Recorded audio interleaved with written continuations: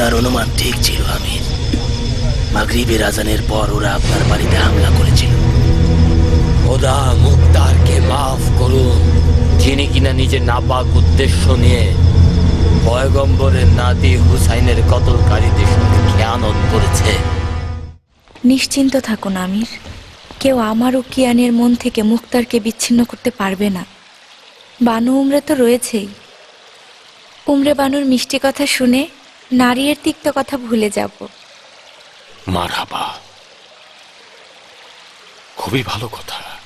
কিন্তু আমাদের এই ছোট্ট পালওয়ান কবে বীর পুরুষে পরিণত হয়ে আমাদের সঙ্গে যুদ্ধে যাবে? আপনার খাদেম বানাবো আমির। আল্লাহকে হেফাজত করুন। যেতে পারেন।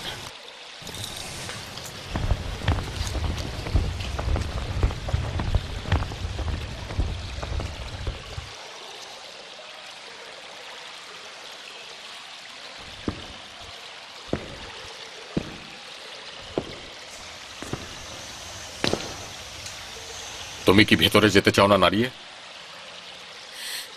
না মুক্তার, নারী এই রাজপ্রাসাদে মানানসই নয়, তাই চাইছিলাম না। আমিও আমার বাচ্চা কাচ্চাদের নিজের বাড়িতে নিয়ে যেতে চাই। তুমি কবেই আজব চরিত্র বর্জন করবে নারিয়ে? সম্ভব নয় মুক্তার, কেন পীড়াপিড়ি করছো? এই প্রাসাদ বানু উমরের জন্য, কারণ তার পিতা এই রাজপ্রাসাদের বাদশা ছিল। পাগল একটা!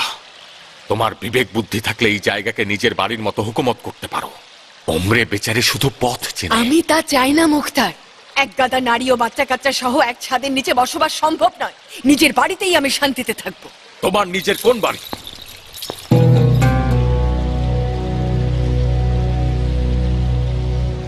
সীমার বেঁচে থাকলে আমাদের বাড়িঘর ধ্বংসস্তূপে পরিণত হবে। গত রাতে তোমার বাড়িতে হামলা করেছে, তোমার গোলাম হলুকে হত্যা করেছে।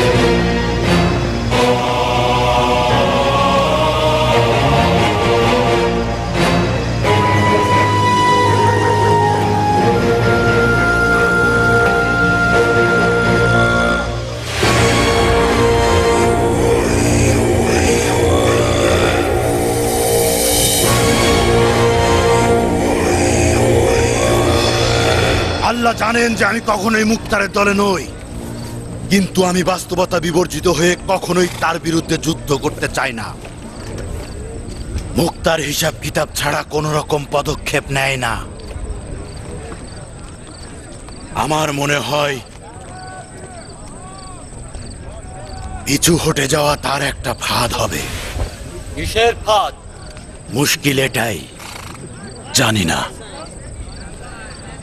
সম্ভবত আপনার জানাশোনার মাধ্যমে ওর ধোঁকাবাজি বুঝতে পারবো। জনাব রুফায়ে, আমার জানা মতে আপনি তো দীর্ঘদিন মুক্তারের সাথে ছিলেন। অবশ্যই কোনো গোপন রহস্য আপনি জানেন। মুক্তার হুকুমতের গুরুত্বপূর্ণ ব্যক্তিদের পরিবার পরিজনকে রাজপ্রাসাদে নিয়ে গিয়েছে, হয়তো বিরোধী পক্ষের হামলা থেকে বাঁচার জন্য। তাহলে সে অবশ্যই জানতো যে হুকুমত হুমকির মুখে পড়বে। কেন কেন এত সব বিপদ সত্ত্বেও তার বিশাল সৈন্যবাহিনী মুসুলের দিকে পাঠিয়েছে জানি না। শায়ক, আস্থার পুত্র মুক্তারের মূল শক্তি সে এখন মসুলে চলে গিয়েছে। এখন মুক্তারের ডান ও বাম পাশে শুধু রয়েছে ইরানি কিয়ান আর বিন কামেল। সীমার, আমি জনাব রুফায়ের নিকট প্রশ্ন করেছি, তোমার থেকে কোনো উত্তর আশা করিনি। মুক্তার তোমার মতো লোকদের নিয়ে আশা ভরসা করেছে শায়ক। সে অবশ্যই জানে যে আমাদের মধ্যে এমন লোক রয়েছে যে বেশি সতর্ক এবং ভীত সন্ত্রস্ত থাকে। আমি দুশ্মনের পরবর্তী পদক্ষেপ কি এটা না জেনে তলোয়ার খাপ থেকে বের করব না, কিন্তু তোমাদের যেতে বাধা দেব না। সৈন্যদের পেছনে দাঁড়িয়ে থাকবো, দূর থেকে তোমাদের উৎসাহ দেব। যদি আমাদের সঙ্গে কাঁধ মিলিয়ে যুদ্ধ করতে চাও, মুক্তার তোমাকে ময়দানে দেখতে পেলে দুর্বল হয়ে পড়তো। না সীমার,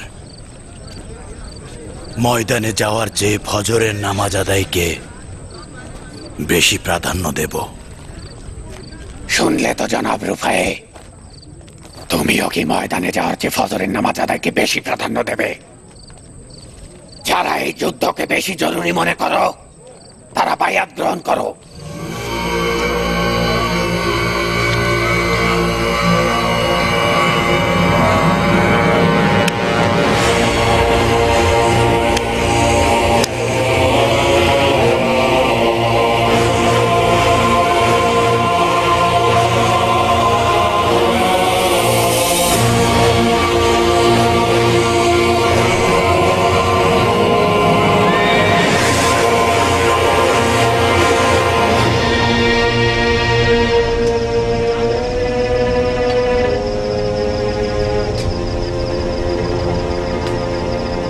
আচ্ছা, আমির কারোর সঙ্গে কথা বলছেন না কেন? কেন সেটা জানি না ইসমাইল। অবশ্যই আমিরের এই মুহূর্তে নীরবতার কোনো কারণ রয়েছে। আফসোস, ইব্রাহিম যদি মসুরে না যেত। তাহলে কি হতো? বোঝাই যাচ্ছে, তাহলে কুফার সৈন্যদের দেখে বিরোধীরা চুপসে যেত। এখানে কখনোই এই রকম নীরবতার সৃষ্টি হতো না। এই সময় যে বিপদ, তাতে তো মনে হয় তুষের আগুনের মতো জ্বলত।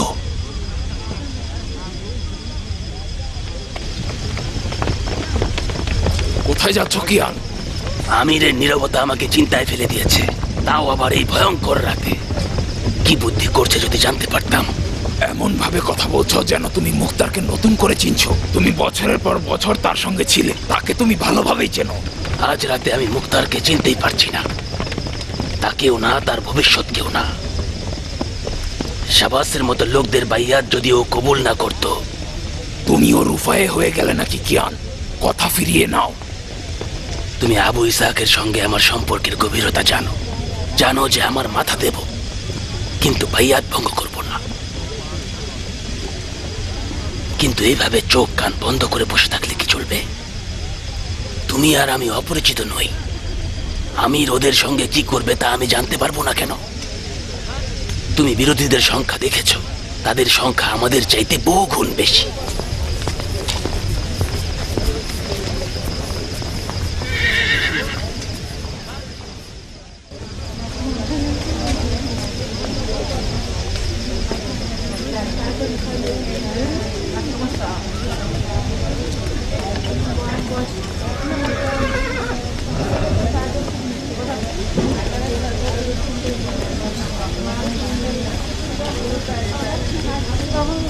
নিজেরই বিশ্বাস হচ্ছে না, মুক্তার কি ফাঁদে পা দিয়েছে? কখনো কখনো ফাঁদে পড়লে ভবিষ্যতের পথ পরিষ্কার হয়। তার মানে তুমি তো সবই জানো সখী। বিশ্বাস করো শিরিন, বেশি কিছু জানি না। তুমি যদি পানির নালা পার হতে চাও তাহলে প্রথমে পেছনে যেতে হয়, তারপরে লাফ দিতে হয়।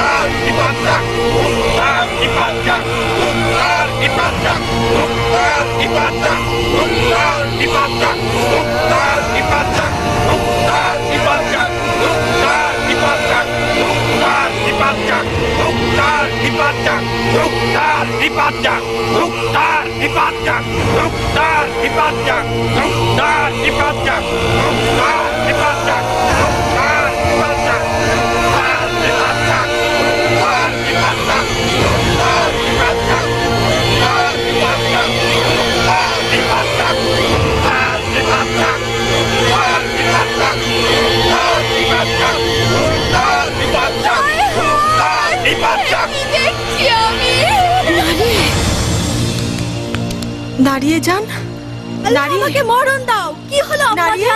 আম্মা নাইলে বাচ্চাদের নিয়ে যাও, আমি দেখি কি করা যায়। নারিয়ে, নারিয়ে, খোদা তোমাকে ক্ষমা করবে না মুখতার, আমাদেরকে এখানে এনে জীবিত কবর দিতে চাইছো। হায় খোদা, এই দুর্ভাগ্য কপালে ছিল। ভাগ্যে কি দুর্ভোগটাই না রয়েছে। তুমি শান্ত হও নারিয়ে, কিছুই হয়নি। এই কথাগুলোই আমাকে বেশি ভয় দেখাচ্ছে। কিছুই হয়নি। দুশ্মন এসে আমাদের মাথা কেটে ফেললে তারপর তোমরা বিশ্বাস করবে? দরজার সামনে পঙ্গপালের মতো সৈন্য দেখোনি? যেভাবে ক্ষোভ দেখাচ্ছিল, মনে হচ্ছে আমাদের দাফন না করে এরা থামবে না। নারিয়ে, আমরা কি বাচ্চা যে দুশ্মনদের দেখতে পেয়ে ভয় পেয়ে পালিয়ে যাব? তুমি তো দেখছি বাচ্চাদের চেয়ে কোনো অংশে কম নও। আমার মন ছাগলে, আমি ইঁদুর। আমি তোমার মতো বৈরাগী নই, বুঝলে? আমি এখনো দুনিয়ার মায়া ছাড়িনি। হলো, আমি এই জাহান্নামে কোনোভাবেই থাকতে চাই না। এটা কি অন্যায়? নারিয়ে, মুক্তারের পিছু হটে আসা একটা ফাঁদ, একটা যুদ্ধের সম্ভাবনা, কারবালা দুশ্মনদের জন্য একটা বাহানা তৈরি করে হুসাইনের রক্তের প্রতিশোধ নেয়া। একটু অপেক্ষা করো, সবকিছু ঠিক হয়ে যাবে। দেখো, গাছে কাঁঠাল গোফে তেল, এতই কি সহজ? মুক্তার তোমাদের মাথা খেয়ে ফেলেছে। আমি ওকে ভালোই চিনি। পেটের মধ্যে একটা সত্যও নেই। ও নিজের অহংকারের জন্য আমাদেরকে উৎসর্গ করে দিতে চাইছে। ওমরে, ওর হুঁশ ফেরালে কেন? এই বাজে কথা শুনে মেজাজটাই বিগড়ে গেল। উঠে সব গোছগাছ করে নাও। এত নির্বোধ নারী আমি কখনো দেখিনি। শিশুদের চেয়ে অবুঝ হয়ে গিয়েছে। আপনার তো আয়ুব নবীর মতো ধৈর্য আম্মাজান। ধৈর্য শেষ হয়ে গেল। আমার দোষ, আমি প্রতিক্রিয়া দেখাচ্ছি। সবাই ভয় পেয়েছে, কিন্তু লজ্জায় কিছু বলতে পারছেন না।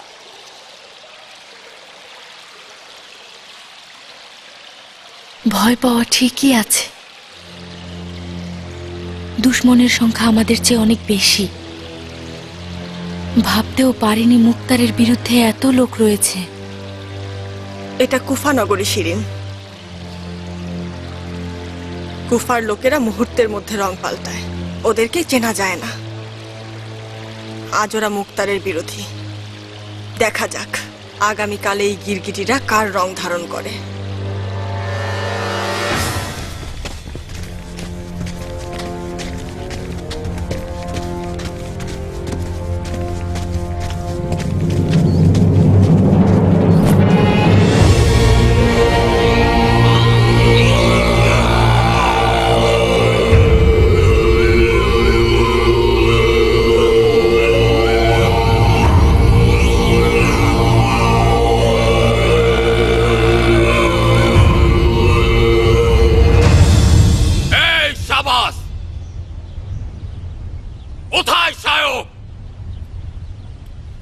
নিজের চেহারা দেখাও। আমরা চুক্তিবদ্ধ ছিলাম। এখানে শাবাসের কোনো কাজ নেই। সে ইচ্ছাকৃতভাবেই এখানে আসেনি, ইবাদত বন্দেগীতে মশগুল আছে। কোনো কথা থাকলে আমার সঙ্গে বল। আমি তোর মতো হারামজাদার সঙ্গে কখনোই কথা বলবো না। তুই এমন এক কুকুর যার নিঃশ্বাস পর্যন্ত নাপাক। তোকে কুকুরের সঙ্গে তুলনা করলে কুকুরেরাও লজ্জা পায়। শুনলে তো ভাইয়েরা, বেয়াদব সাকাফির অহংকারী কথা শুনলে তো এই বেয়াদব সীমা ছাড়িয়ে যাচ্ছে। ওকে হত্যা করা আমাদের ফরজ। ওর মুখ দিয়ে শুধু দুর্গন্ধ ছড়াচ্ছে। খোদার কসম, ওর রক্ত না ঝরালে ও তোমাদের রক্তে গোসল করবে, ছাড় দেবে না। আইয়ুহান নাস, খুব দ্রুত বুঝতে পারবে কোনটি ঠিক আর কোনটি ভুল। তোমরা জানোয়ারের কাছ থেকে ধোঁকা খেয়েছো, যে জানোয়ার ইমাম হোসেনকে টুকরো টুকরো করেছে। এখনো সময় আছে, নিজেদের বাড়িতে ফিরে যাও। এই জানোয়ারের সঙ্গে পাপের ভাগীদার হইও না, বিনা কারণে রক্ত ঝরিও না। তোমাদের আল্লাহ রাসূলের কসম, খুব শীঘ্রই কারবালার খুনিদের পাপের জন্য ওদের সকলের ওপরে গজব নাজিল হবে।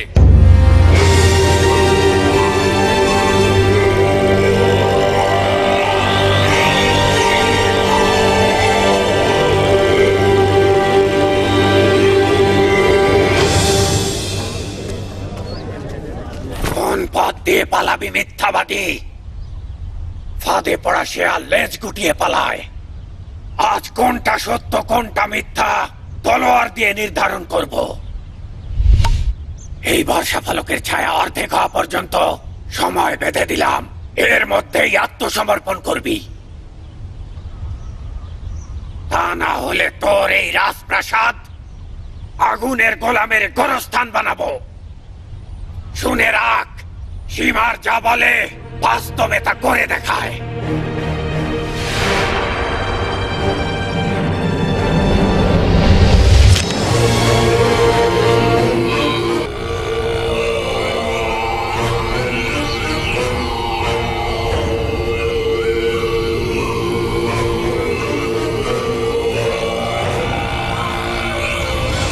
কেন মিথ্যা ভয় দেখাচ্ছ সীমার? আমাদের কাছে তো কামান নেই। আমি মিথ্যা বলিনি বিন শেহাব। ফলকের ছায়া অর্ধেক হতে হতে আমাদের কামান চলে আসবে। এখনো তোমার অনেক বন্ধু তোমার কাজকর্মে সন্দেহ পোষণ করছে। খুব তাড়াতাড়ি সব সন্দেহ দূর হয়ে যাবে। আমাদের লজ্জায় ফেলে দিও না সীমার। আসলে তুমি কুফার আমির হওয়ার যোগ্য লোক। বলো কামান কি রয়েছে? অপেক্ষা করো বিন হেজাজ, অপেক্ষা করো। আব্দুল্লাহ, বিশ্বাস হচ্ছে? কি বিশ্বাস করবো কিয়ান? শোনোনি, বেঈমানটা কামানের কথা বললো। এই বেঈমানের বিশ্বাস নেই। হয়তো গত রাতে কুফার কামার ও মিস্ত্রিদের এক করে তাদের কামান বানাতে বাধ্য করেছে। মনে হচ্ছে আমাদের উদ্দেশ্য এখানেই দাফন।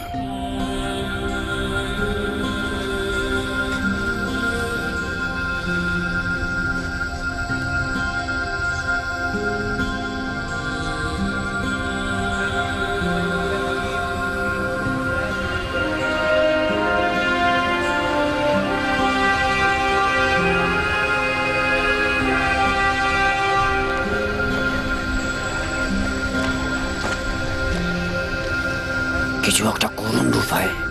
কতক্ষণ পর্যন্ত এইভাবে দাঁড়িয়ে থাকবো? কতক্ষণ পর্যন্ত যুদ্ধের অপেক্ষা করব? যেমন কি করা উচিত? কে জানে কি করা উচিত? হইচই, ঝগড়া, বিদ্রোহ, নড়াচড়া। আমাদের সিপাহীরা আর কতক্ষণ সীমারের অধীনে থাকবে? কি আর বলবো, কেউ কেউ শুধু যুদ্ধের পরিবর্তে কোমর দোলাতে পছন্দ করে, আর কেউ শুধু তলোয়ার ঘোরাতেই পছন্দ করে। বুঝতে পারছি না সীমার কি অশুভ কাজ করার পরিকল্পনা করছে। এটা কি ধরনের কৌশল?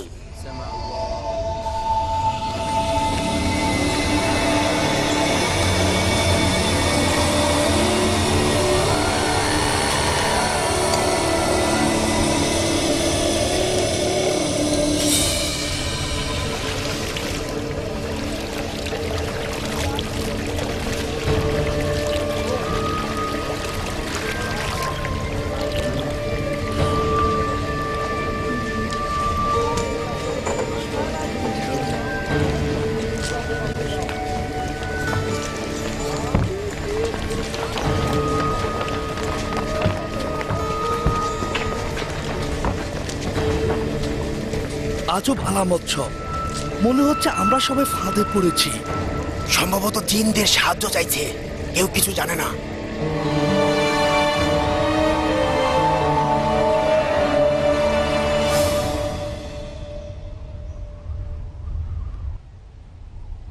কামান! কামান এসে পড়েছে!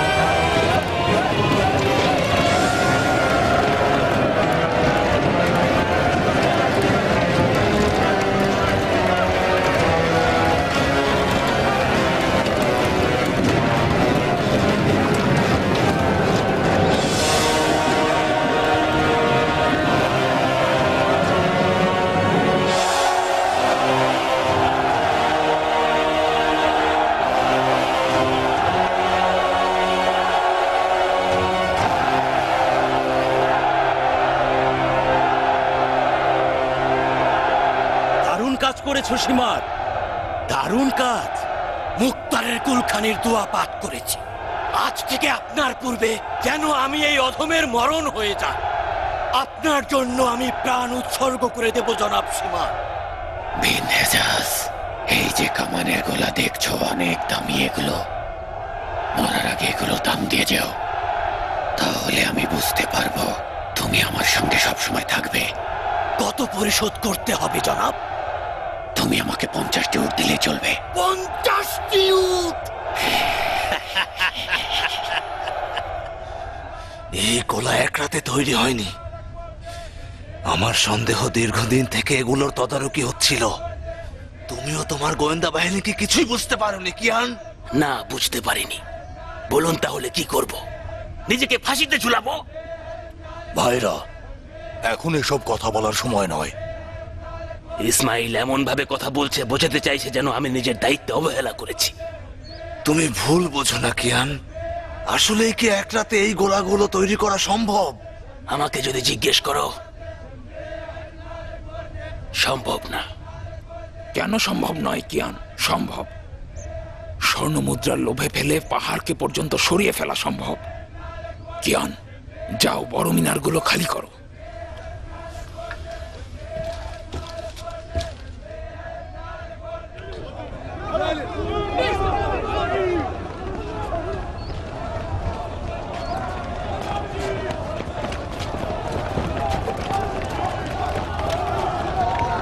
কামানের এই গোলার ওজন কম করে হলেও 10 মণ হবে।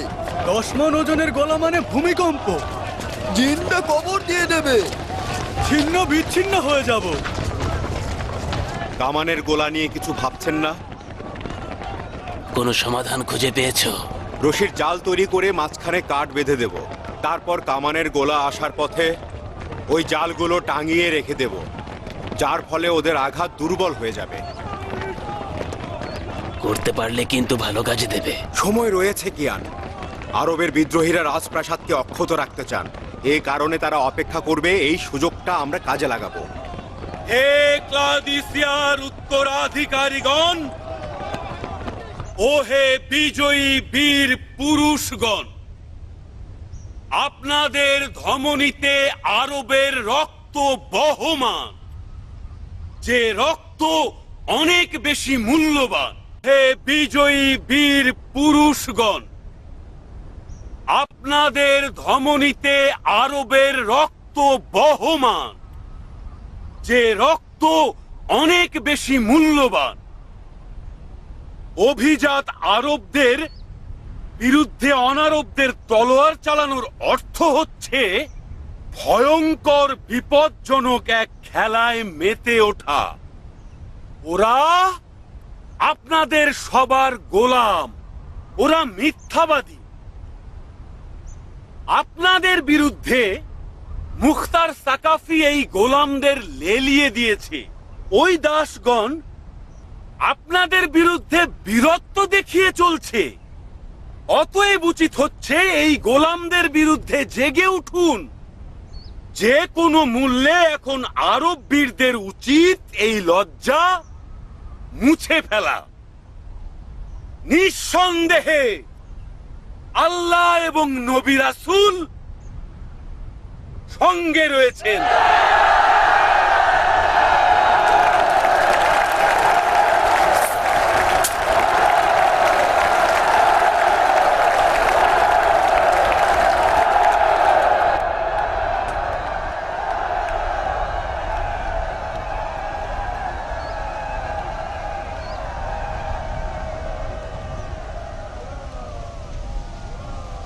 এখনই হামলার সময়। ইয়ান,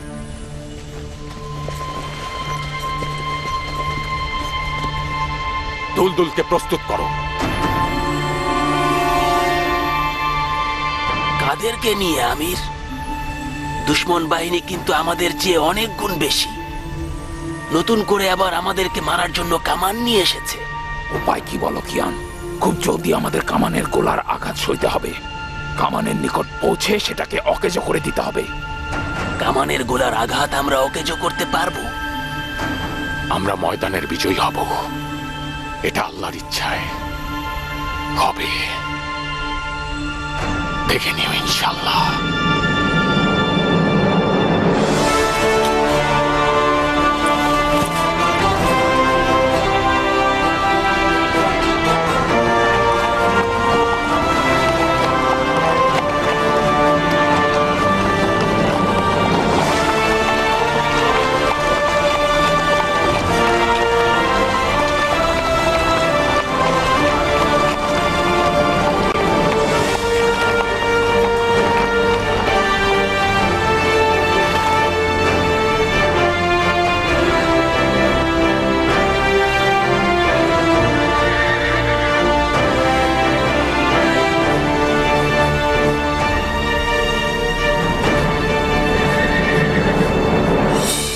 দরজা খুলে দাও।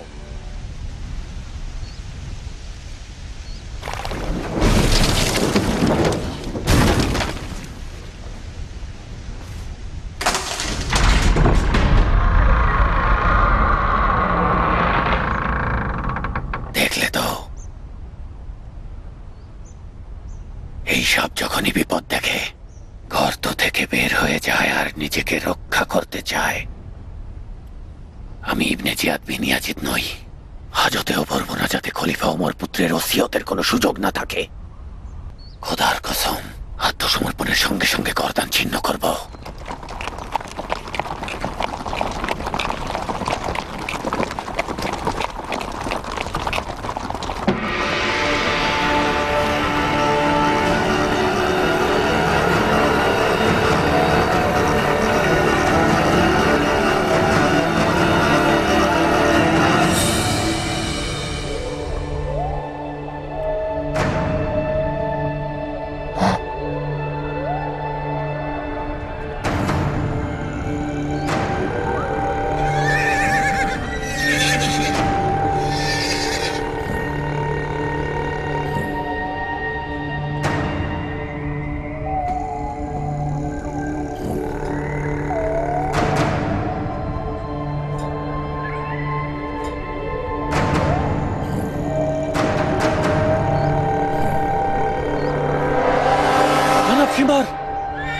জনাব শিমার,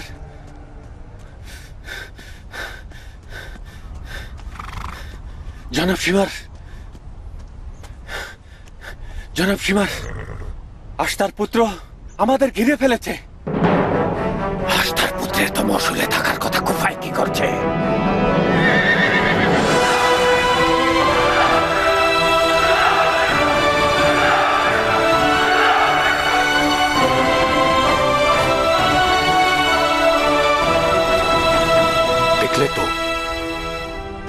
দেখলে তো তোমরা একা নও, আল্লাহর রহমতে সাহায্য পৌঁছেছে। দেখলে সীমার, বিরাট ফাঁদ পেতেছিল, আমরা জানতে পারিনি। আফসোস যদি বর্ষা ফলকের শর্ত না দিতে। খামোশ বিনাশাস, চুপ করো। নিজে যা ইচ্ছা বলবে না। আমাদের পেছানো উচিত, যুদ্ধকে নদীপথ ময়দানের দিকে ছড়িয়ে দেওয়া উচিত।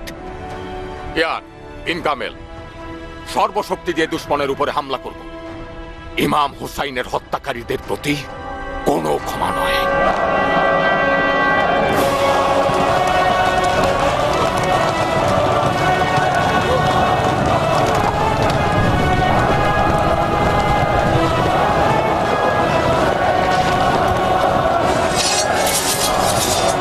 ময়দানের দিকে চলো সবাই, চলো যাও।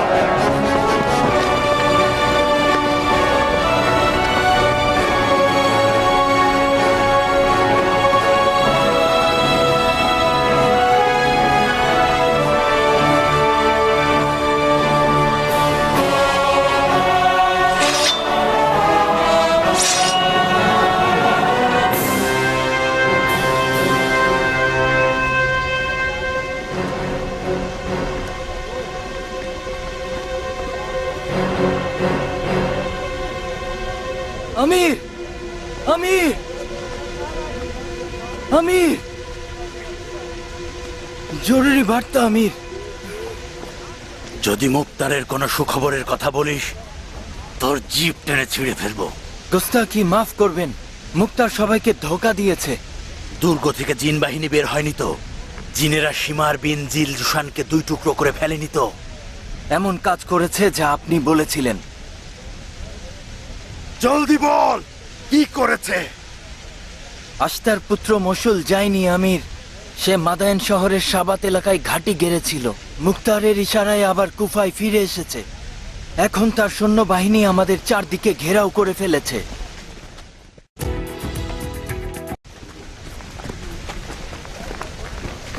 সাবাস্তার, এখন তোমার সাহায্য দরকার। এমন কিছু পাঠ করো যাতে মুক্তারের সকল জাদু বাতিল হয়ে যায়। কোথায় যাচ্ছ শাবাস?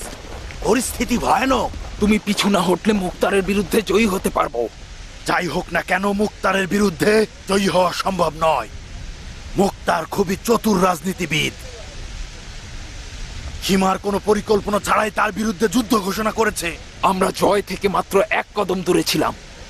আফসোস যদি সীমার ওই শর্ত না দিত। গাধার বাচ্চার শিং ও লেজ থাকে না বিনা আশ্বাস। মুক্তার কুফায় আমাদের অশান্তিতে রাখার একটা সুযোগ করে নিল। তোমাদের বিদ্রোহের কারণে এটা হয়েছে। আমার পরামর্শ, তল্পিতল্পা গুছিয়ে যত দ্রুত সম্ভব কুফা ত্যাগ করে বর্ষার দিকে রওনা হও।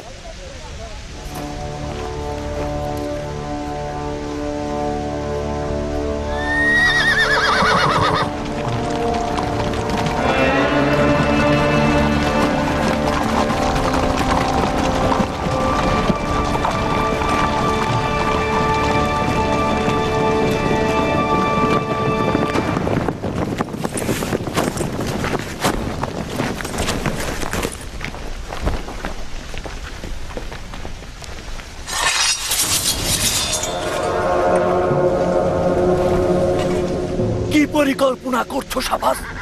বলো, হয়তো আমরাও শরীক হব।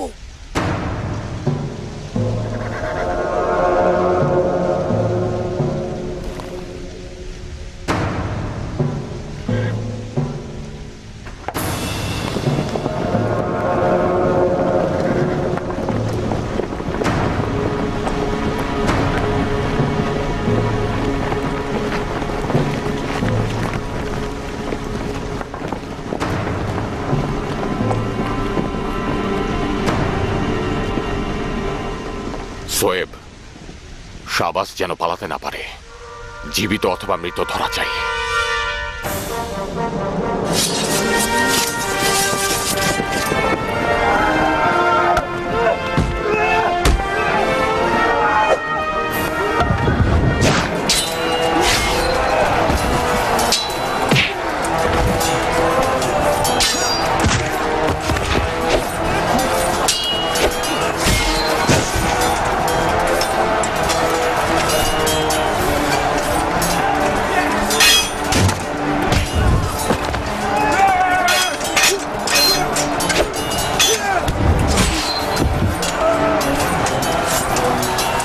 হেজাজ কোথায়? সম্ভবত শাবাসের সাথে নিজের লেজ বেঁধে পালিয়েছে।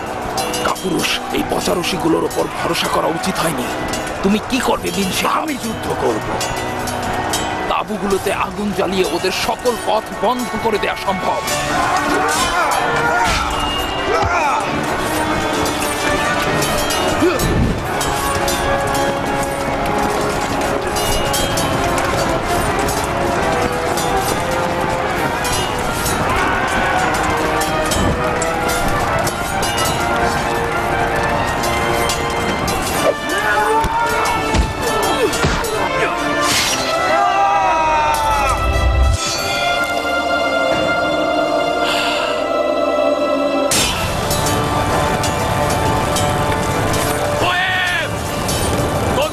রাস্তা বন্ধ করে দিতে হবে। কি করতে চাইছেন আমি? সময় নষ্ট করা উচিত হবে না সোয়েব। আগুন জ্বালিয়ে নিজেদের পালানোর পথ তৈরি করেছে। জলদি যাও।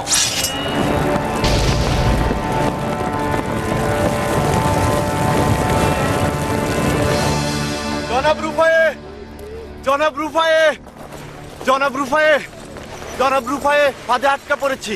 তার মানে কি? তার মানে ধোকা খেয়েছি। আস্তার পুত্র সৈন্য নিয়ে কুফায় পৌঁছে গিয়েছে। কুফার সবাইকে একেবারে ঘেরাও করে ফেলেছে ওরা। জলদি আমাদের এখানেও চলে আসবে। এটা কিভাবে সম্ভব? নিজের চোখে দেখেছি আমি।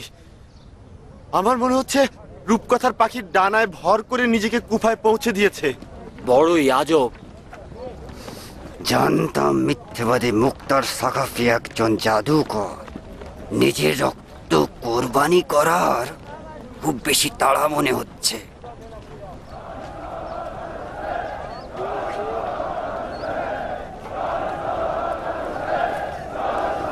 এই সব জিকিরকারীদের দাঁত ভাঙা জবাব দেওয়া হবে।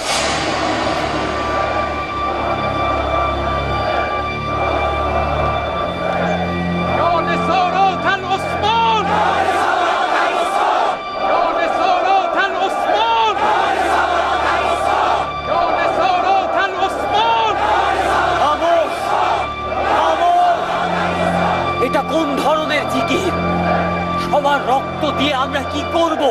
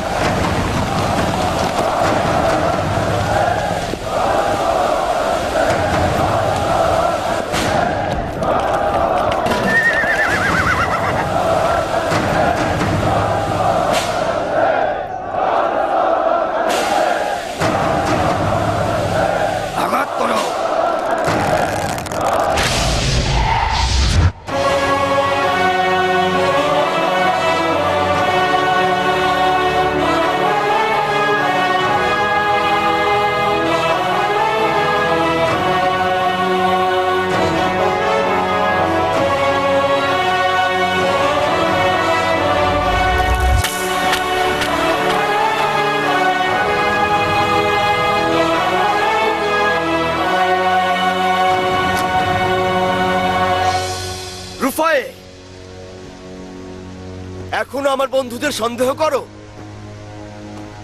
চোখ খুলে দেখো, হুসাইনের প্রতিশোধ গ্রহণকারীরা হুসাইনের খুনিদের সঙ্গে কাঁধ মিলিয়েছে।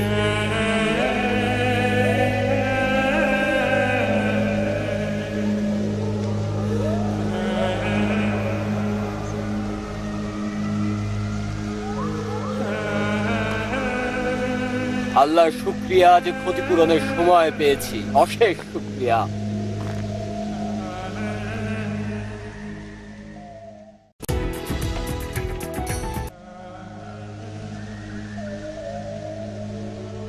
আমি রুফায় ইবনে শাদ্দাদ, ইমাম হুসাইনের অনুসারী, তার খুনের বদলা নিতে চাই।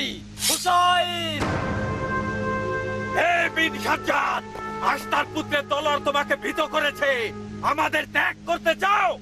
আল্লাহর কসম, এখনো কোনো তলোয়ার আমাকে ভয় দেখাতে পারেনি। এই যুদ্ধ ভুল, আমরা ভুল পথে রয়েছি। মুক্তার সম্পর্কে ভুল ধারণা করেছি। এখন বুঝতে পেরেছি মুক্তার সাকাফি সঠিক পথেই ছিল। যেহেতু সঠিক পথ চিনেছি, গোমরাহ হয়ে মরা উচিত হবে না।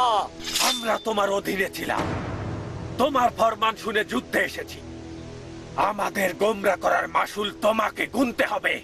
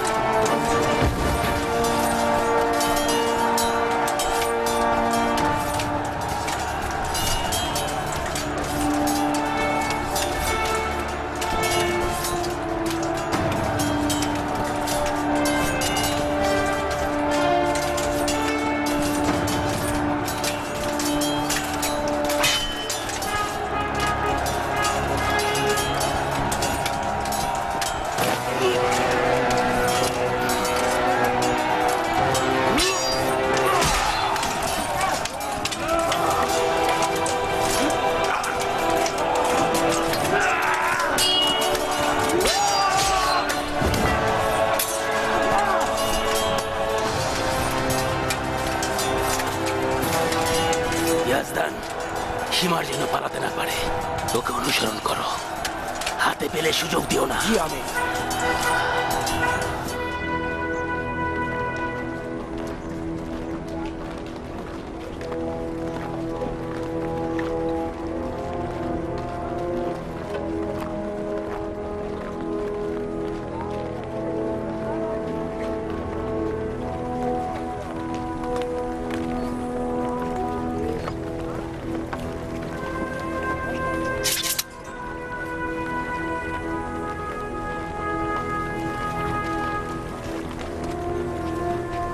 পালিয়ে গিয়েছে।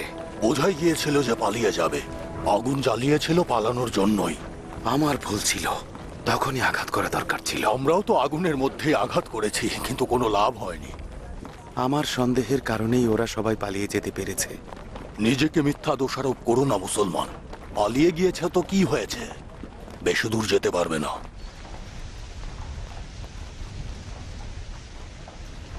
তাজা কোনো খবর আছে ওমরে? হ্যাঁ, বিদ্রোহীরা সব পালিয়ে যাচ্ছে। কুফায় মুক্তারের সৈন্যরা নিয়ন্ত্রণ নিয়ে নিয়েছে। আল্লাহর শুক্রিয়া। জানতাম আল্লাহর রহমতে মুক্তার জয়লাভ করতে পারবে। শুনেছ নারিয়ে, তারপরও মুক্তারের বিষয়ে সন্দেহ পোষণ করবে?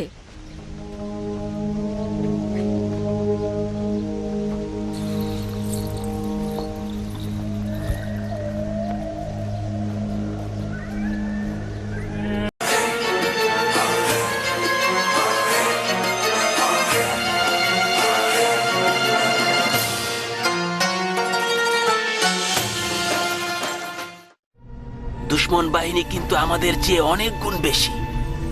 নতুন করে আবার আমাদেরকে মারার জন্য কামান নিয়ে এসেছে। ইমাম হুসাইনের হত্যাকারীদের প্রতি কোনো ক্ষমা নয়।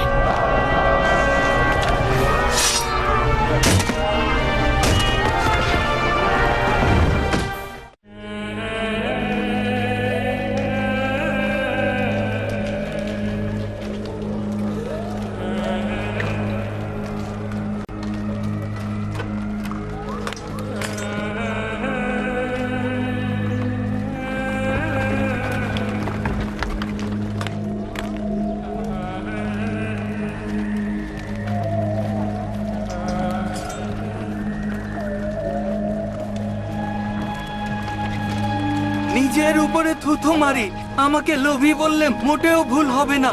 তুই শেয়াল হয়ে সিংহের খাঁচায় হানা দিয়েছিস। মুক্তারের সঙ্গে লড়াইয়ের কি দরকার ছিল? সীমার তোর উপরে খোদার অভিশাপ করুক, কেন তোর কথা শুনলাম? কেন এত ফোঁস করছিস? যখন আসতে মনে ছিল না? খামোশ, চল।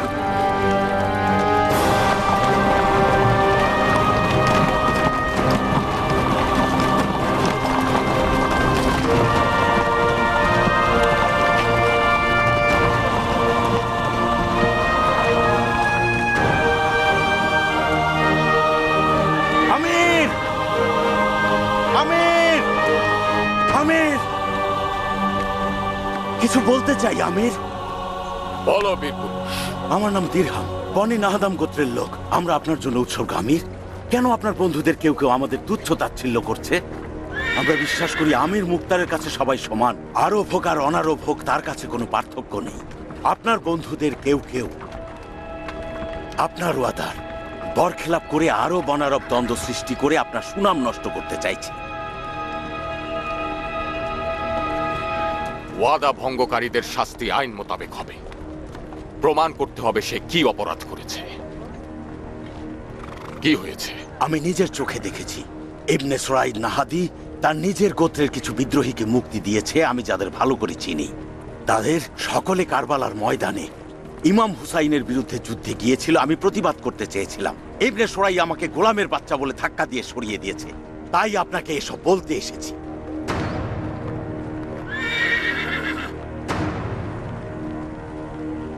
তাহলে সে ঠিক করেনি দিরহাম। সকল বিদ্রোহীদের আটক করতে হবে, এমনকি আমার নিজের গোত্রের হলেও। আদালতে তার বিচার হবে, তুমি তা ভালো করেই জানো। সোয়েব। জি আমির। জলদি ইবনে সুরাইহের নিকট যাবে এবং বলবে যাদের মুক্তি দিচ্ছে তাদেরকে ছেড়ে না দিয়ে যেন আমার নিকট নিয়ে আসে। বুঝেছ কি বলেছি? জি আমির। এসো দিরহাম।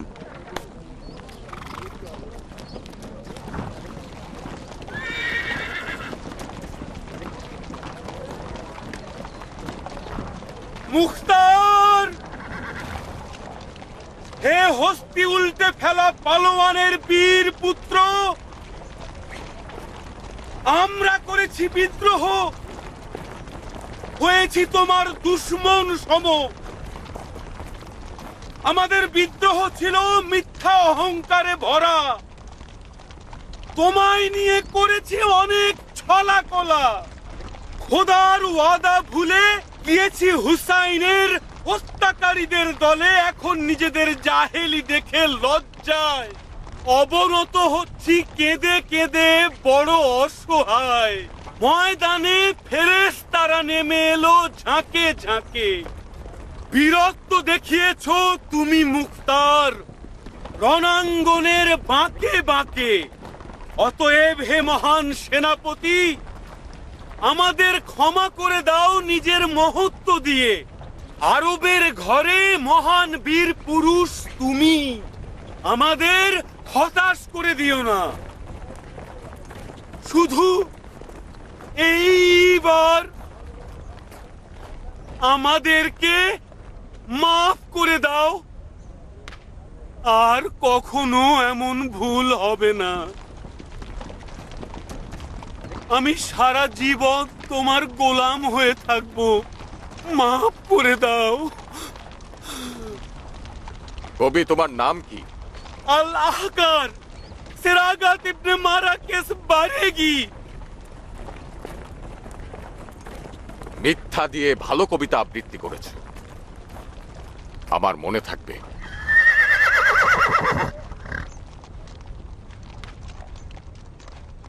দুঃখিত আমির, এদেরকে নিয়ে এখন কি করব? তুমি প্রধান কারারক্ষী, আমাকে জিজ্ঞেস করছো? একদম জায়গা নেই আমির। এই সব বন্দীদের সংখ্যা সত্যি অনেক বেশি। এত বন্দী সৈন্যদের আমি কোথায় জায়গা দেব আমির? এটা তোমার সমস্যা প্রধান কারারক্ষী। এটা আপনারও সমস্যা আমির। আগামীকাল থেকে এই জনগণ হুকুমতের বোঝা হবে। এত লোকজন, এদের খাওয়া দাওয়ার খরচ অনেক। আমি কিভাবে করে এদেরকে সামলাবো? চিন্তার কারণ নেই জায়েদে, খুব বেশি দেরি হবে না। খুব শীঘ্রই কারবালার ময়দানে কার কি ভূমিকা ছিল এটার উপরে ভিত্তি করে বিচার হবে, কিসাস করা হবে, অবশিষ্টদের আজাদ করে দেওয়া হবে। একটা মাসালা ছিল আমির। তুমি নিজে বিশিষ্ট আলেম আব্দুর রহমান, হয়তো মাসালার জবাব ঠিক মতো দিতে পারবো না। মুখতার, আপনি প্রমাণ করেছেন যে অহেতুক যুক্তি ছাড়া কোনো কথা বা কোনো কাজ আপনি পছন্দ করেন না, আর এই কারণেই আমি আপনার ভক্ত হয়েছি। মনে আছে আপনি কারবালার কয়েকজন অপরাধীকে নিরাপত্তার নিশ্চয়তা দিয়েছেন এবং তাদের হেফাজত করবেন বলেছেন। যেমন ওমর সাদ, সে তো কোনো বিদ্রোহ করেনি বা বাইয়াত ভঙ্গ করেনি। তার ব্যাপারে আপনি কি করবেন?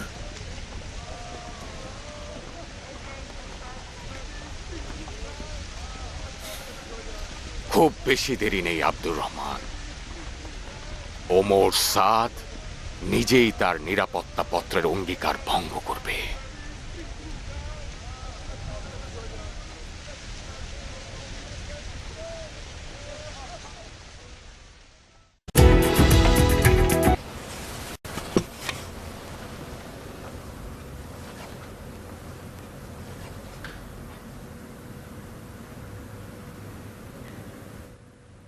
খাও।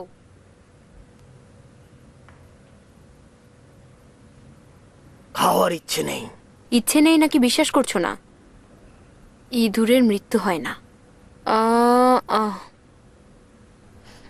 এখন নিশ্চিন্তে খাও, মরবে না, পেটও ভরবে। কেন অযথা বকবক করছো? খাওয়ার ইচ্ছেও নেই, এখন খাওয়ার সময়ও নয়। যাও, আমাকে আমার মতো থাকতে দাও। নিজের মতো থেকে এই বাড়ি ধ্বংস করার পরিকল্পনা করছো না তো? বাড়ি ধ্বংস হয়ে গিয়েছে, তুমি দেখতে পাও না? আমি অন্ধ, বধির, গাধা? তোমার তো চোখ কান বুদ্ধি রয়েছে, আমাকে বোঝাও।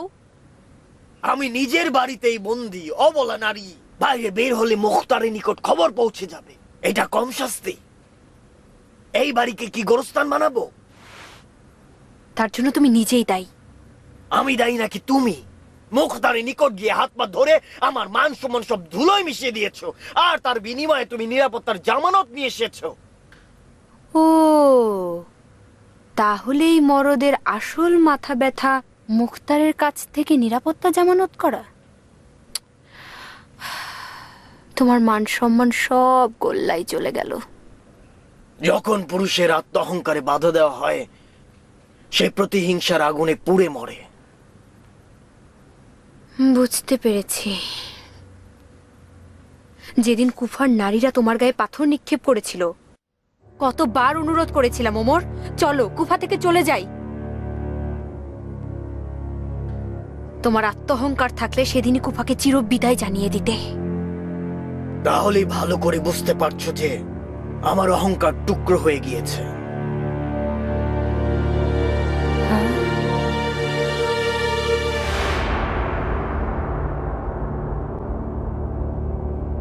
আমি সাদা পোশাকের ফেরেশতাকে দেখেছিলাম। সেই ফেরেশতা নিশ্চয়ই আল্লাহর দূত, যিনি আসমান থেকে দুনিয়াতে নেমে এলেন, শয়তানের সিংহাসনকে ভেঙে চুরমার করে দিলেন। এইসব আজগুবি গল্প কি মুখতারের বানানো? কুফার অলি গলি সব জায়গায় বাজারি কবির ফালতু কবিতায় সয়লাভ। শুনেছি মুখতার কবিকে পুরস্কার দিয়েছে। এই মিথ্যাবাদী মনে হচ্ছে নবী হওয়ার দাবিও করবে। যদি বর্ষাফলকের ছায়া দিয়ে শর্ত না দিতাম। এইসব কথা বলে নিজেদের আফসোস বাড়িও না সীমার। রাগে ক্রোধে মরে যেতে ইচ্ছে করছে আমার। আসলেই কি জানতে না মুখতারকে শর্ত দেয়া বড় ধরনের ভুল হচ্ছে? কি হয়েছে হেকিম? এই পা নিয়ে দাঁড়াতে পারবো নাকি ইবনে জিয়াদের মতো সারা জীবন পঙ্গু হয়ে থাকবো? নিজেই দেখতে পারেন, এই জখম অনেকটাই ভালো হওয়ার পথে। এখন ঔষধ দিয়ে দিচ্ছি, শুধু আঁচড় রয়ে গিয়েছে। আসলেই ভয় পাবেন না, চোখ খুলে এই অধমের কৃতিত্ব পরখ করুন, অবাক হবেন।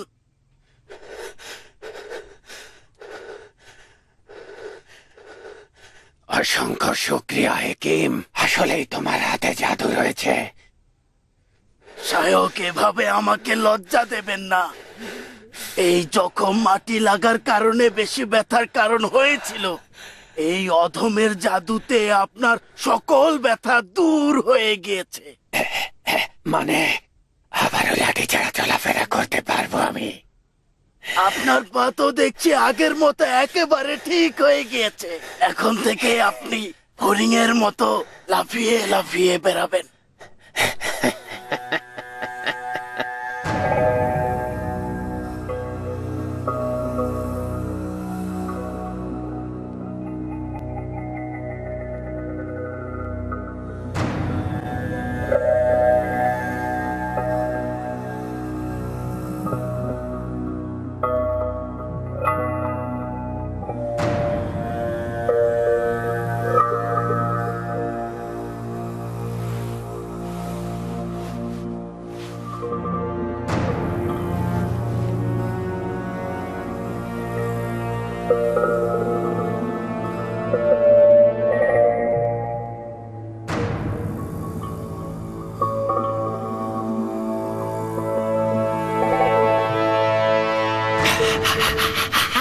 দেখেছো বিনাশাস, ইরানির তীর থেকে আমি বেঁচে গেলাম। আল্লাহর দরবারে হাজার হাজার শুক্রিয়া। সীমারের জন্য লজ্জার ব্যাপার হতো যদি তার পা তার আগেই কবরে চলে যেত, তাও আবার একজন ইরানির তীরের আঘাতে। এই পা দিয়ে ইরানি কিয়ানের বুকে আঘাত করতে না পারলে নিজেকেও ক্ষমা করব না। কিয়ানের বিরুদ্ধে প্রতিশোধ নেয়ার মতো যথেষ্ট সময় আছে সীমার। তোমার পায়ের জখম আমাদেরকে চিন্তায় ফেলেছিল। এখন যেহেতু জখম ভালো হয়ে গিয়েছে, সময় নষ্ট করা উচিত হবে না। মুখতারের গোয়েন্দারা প্রতি মুহূর্তে আমাদের সবার খোঁজ রাখছে। আমি তৈরি রয়েছি। বন্ধুদেরকে খবর দাও, আজ রাতে কুফা ত্যাগ করব।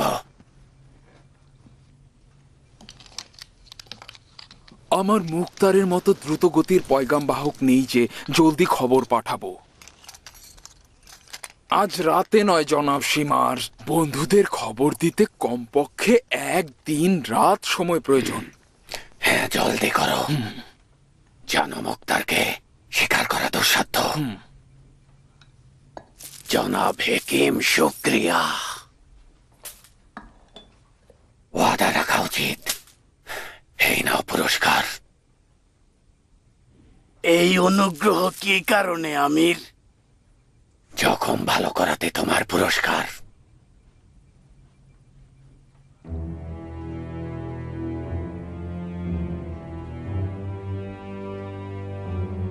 তাহলে এই যে জীবনের মায়া ত্যাগ করে আসলাম, আপনার চিকিৎসা করতে আসলাম, তাও আবার কুফার এই বিপজ্জনক পরিস্থিতিতে মুক্তারের চোখ কান খোলা রয়েছে, কত মূল্য দেওয়া উচিত? আবার নতুন করে একটা বিপদ রয়েছে, আপনারা কুফা থেকে চলে যাবেন, আমি এখানে থাকলে হর হামেশা হুমকির মুখে থাকবো। কারণ মুক্তার যদি বুঝে ফেলেছে হুসাইনের হত্যাকারী আমার হাতে ভালো হয়েছে, প্রথমে আমার হাত কাটবে এবং পরে আমার কান ও মাথা কেটে ফেলবে। হাকিম ঠিকই বলেছেন শায়ক, তার কাজ মূল্য দিয়ে পরিশোধ করা যাবে না। যাই দেয়া হোক তারপরও ঋণ শোধ হবে না। হেকিম জান, তুমি আমাকে নতুন জীবন দিয়েছ। এই খেদমত ছোট নয়। আমি এত ছোট লোক নই যে তোমার কাজের সম্মান দেব না, বুঝলে? তুমি তো আমার চিকিৎসার বিনিময়ে আমার জীবন নিতে চাইছো না, তাই না? আপনি কি যে বলেন শায়ক, আপনার জীবন নেয়ার ইচ্ছা থাকলে তো চিকিৎসাই করতাম না। কি পুরস্কার চাও? আপনার নামের মর্যাদা অনুযায়ী হলেই হবে। আপনি নিজেই নির্ধারণ করুন। এই বাড়ির ভেতরের দিকে কুয়ার মধ্যে এত স্বর্ণ রয়েছে, মুক্তারের বিরুদ্ধে একটা সৈন্যবাহিনী তৈরি করে ফেলতে পারবে। এসো হেকিম, এসো প্রিয় হেকিম, এসো। কি দুর্গন্ধ!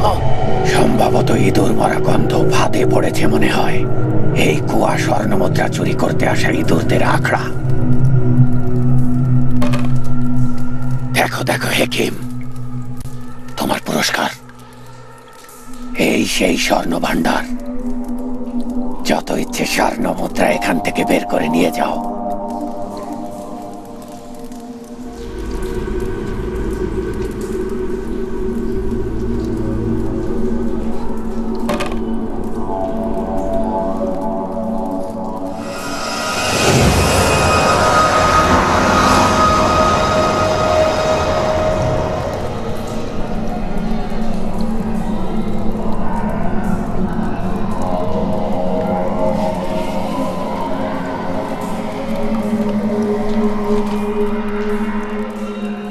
এটা তো ফেরাউনদের গোরস্থান।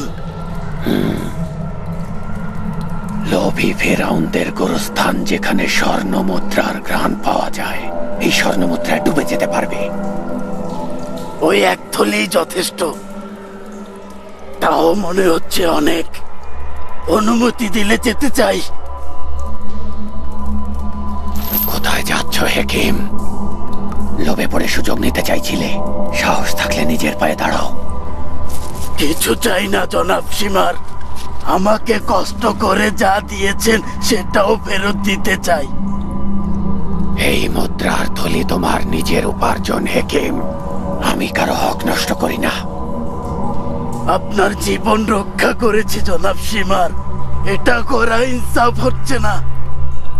খোদার কসম ইনসাফ নয়, কাপুরুষ ও জালিমের কাজ। তাহলে অনুমতি দিন, আপনাদের আর বিরক্ত করতে চাই না। তোমার অপরাধ কি শুনে নাও। বিনাশাস, তোমার তো যথেষ্ট আইন আদালত নিয়ে পড়াশোনা আছে। ওর অপরাধ সম্পর্কে রায় দিয়ে বুঝিয়ে দাও, ন্যায় বিচার করছি। হাকিম নিজে থেকে একটু বেশি চিন্তা করে ফেলেছে। সীমার এত ধন সম্পদের অধিকারী নয়। অতএব নীরব থাকার বদলে একটু বেশি উৎসাহী হয়ে গিয়েছিল। ও তো দুই দিক থেকে ফায়দা লুটতে চেয়েছিল। তোমার কাজ শুরু করো, সময় খুব কম। হাকিম অধৈর্য হয়ে গিয়েছে। শুনেছি হেকিমগণ, মৃত ব্যক্তিও মৃত্যুকে কখনোই ভয় পায় না। ভয় পেও না হেকিম, খুব বেশি সময় লাগবে না। রক্ষা করো জনাব শিমার।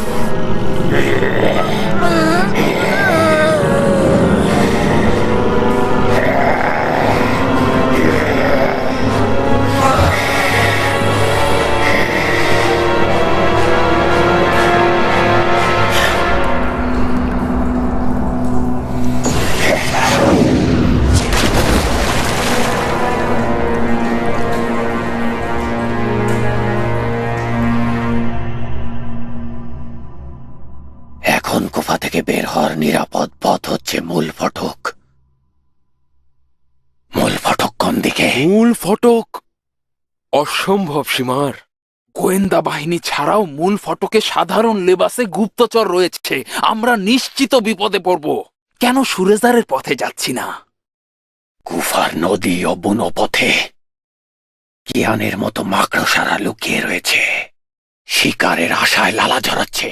আমি কুফার নদী ও ঘন বুনো পথ হাতের তালুর মতোই চিনি। আমি এমন পথ চিনি যা জিন পরিও চেনে না। মুক্তারের লোকজনও একই দাবি করে। তারা চিন্তা করছে যে আমরা কোনো গোপন পথে পালাবো। দুশ্মনের অনুমানের বিপরীত কাজ করতে হবে। মূল ফটক দিয়ে পালিয়ে গেলেই বরং কম সন্দেহ করবে।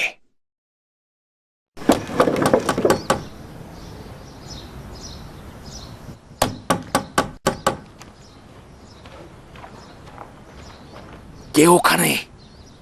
আজরাইল, তোমার মোটা মাথা হাঁড়িতে সিদ্ধ করতে এসেছি, যেটা আমির মুখতারের চেহলামের জন্য রান্না করব। সানান, তুমি নাকি? দরজা খোলো গাধা, আমি নিজেই দরজায় দাঁড়িয়ে আছি।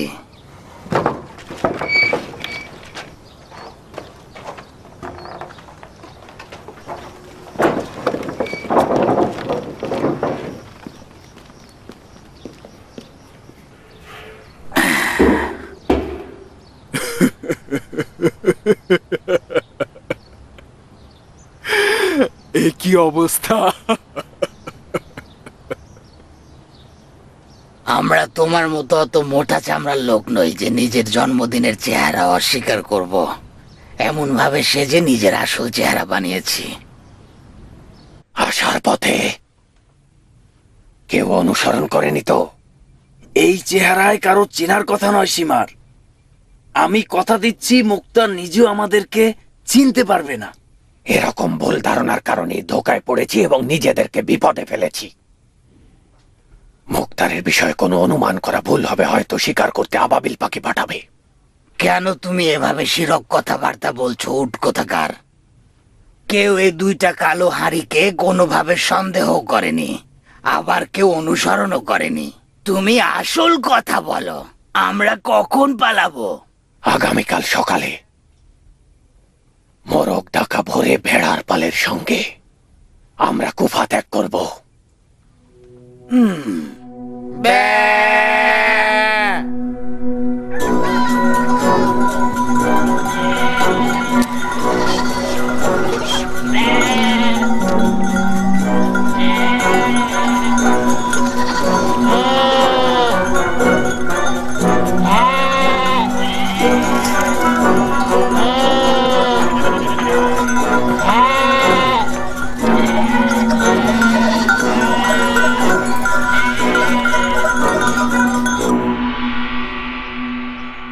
ওমর, মুখতার বিরোধীদের কিয়ামের পর সকল ওয়াদাপত্র প্রত্যাখ্যান করছে।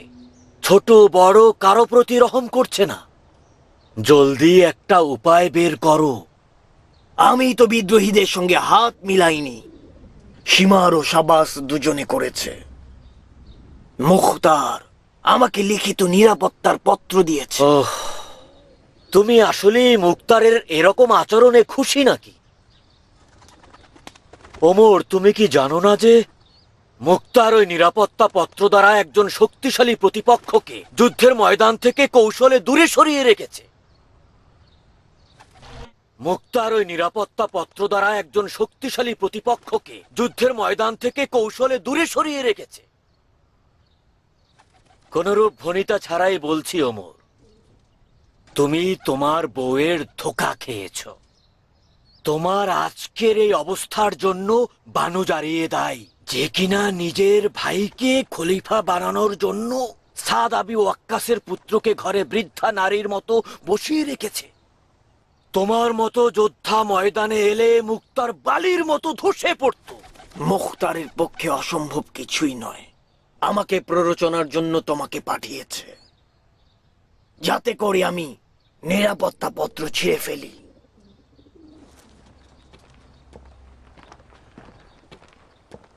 আমি তোমার বাড়িতে অসংখ্যবার খাবার খেয়েছি, তাই সমবেথী হয়ে বলছি।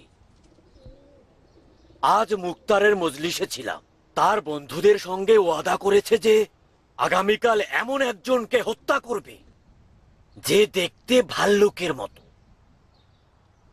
সে তোমার দিকেই ইঙ্গিত করেছিল ওমর, নিজেই জানো।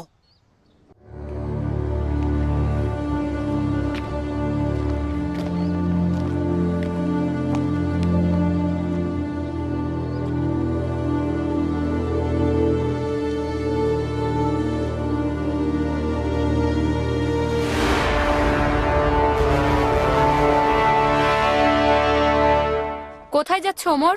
গোরস্থানে তোমাকে তামাশা করতে বলে নিজের কাজে যাচ্ছি। শয়তানের রাস্তা থেকে নেমে এসো ওমর। তোমার বন্ধুর ধোঁকা খেও না। মুখতারের বিরুদ্ধে ষড়যন্ত্র করার উৎসাহ যোগাচ্ছে। মুখতারের যদি মোকাবেলা করার ধৈর্য থাকতো, এত বছর অপেক্ষা করতো না, পরিকল্পনাও করতো না। ও আমাকে পথভ্রষ্ট করতে চাইছে। আমি আমার ভাই মুখতারকে ভালো করে চিনি। সে তার দেয়া অঙ্গীকার বজায় রাখবে। বাজে বকো না। ভাইয়ের এত সুনাম করো না। যদি মুখতারের নাম শুনি, একটা টান দিয়ে তোমার জিহ্বা ছেড়ে ফেলবো। আমি খোদার কসম দিয়ে বলছি, যদি এই ওয়াদা ভঙ্গ করো, মুখতারকে খবর দিয়ে তোমার শাস্তির ব্যবস্থা করব। যদি সুযোগ পাও, তোমার সিংহলা ভাই মুখতারকে খবর দিও। চালাকি করো না, আমি সবই বুঝতে পারছি। এখন তুমি আসল ভয় মুখতারের হাতে তুলে দিচ্ছ। মাথা খারাপ হয়েছে ওমর? বাজে কথা কেন বলছো? তুমিও মুখতার একই স্বভাবের। দুজনই ক্ষমতা দেখাতে চাও, আর আমি হচ্ছি প্রজা। তোমাকে বিশ্বাস করা মূর্খের কাজ হবে। মনে হচ্ছে আমার জীবনের প্রেম ভালোবাসা তোমার পেছনে ঘুরে ঘুরে নষ্ট করেছি। আমিও সেই দিনগুলোর জন্য আফসোস করছি যে আমাকে প্রতিনিয়ত গলা চেপে ধরছে। তুমি আমাকে কখনোই ভালোবাসোনি ওমর। তুমি আমাকে বিয়ে করেছো মুখতারের ওপর প্রতিশোধ নেওয়ার জন্য। জানি খালি কলসি বাজে বেশি। তুমি আমার সম্পদ ও ক্ষমতার লোভী ছিলে, আমাকে ভালোবাসুনি। তুমি ওমর সাদের স্ত্রী হয়ে আরবের রাজরানী হতে চেয়েছিলে। অন্ধ ছিলাম ওমর, ভাবিনি যে দুর্দশার বীজ রোপণ করেছি। যথেষ্ট জারিয়ে যতই ঘাটবে দুর্গন্ধ বেশি করে ছড়াবে। তুমি রাজ্যের মালিকা বানু ছিলে, আমি প্রতিদ্বন্দ্বীকে ধ্বংস করার চেষ্টায় ছিলাম। বিপজ্জনক খেলায় মত্ত ছিলাম। এখন তার মূল্য পরিশোধ করব। কি করবে তুমি ওমর? জিম্মি করব। মুখতার এটা করতে পারদর্শী। তোমাকে জিম্মি করে মুখতারকে মাটিতে মিশিয়ে দেব।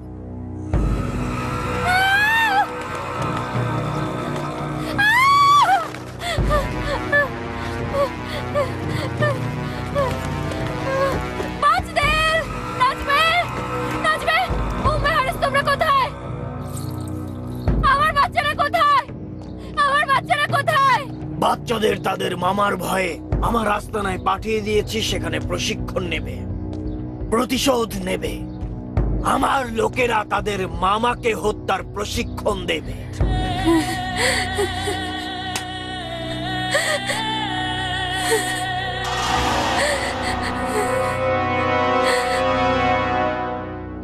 তুমি একটা জানোয়ার। একজন যোদ্ধার জন্য তার লক্ষ্য হচ্ছে বিজয় জারিয়ে আজ থেকে তুমি আমার একজন দুশমন হিসেবে চিহ্নিত। এই অবাধ্য নারীকে রান্নাঘরে বন্দি করো, পরবর্তী নির্দেশের জন্য অপেক্ষা করো।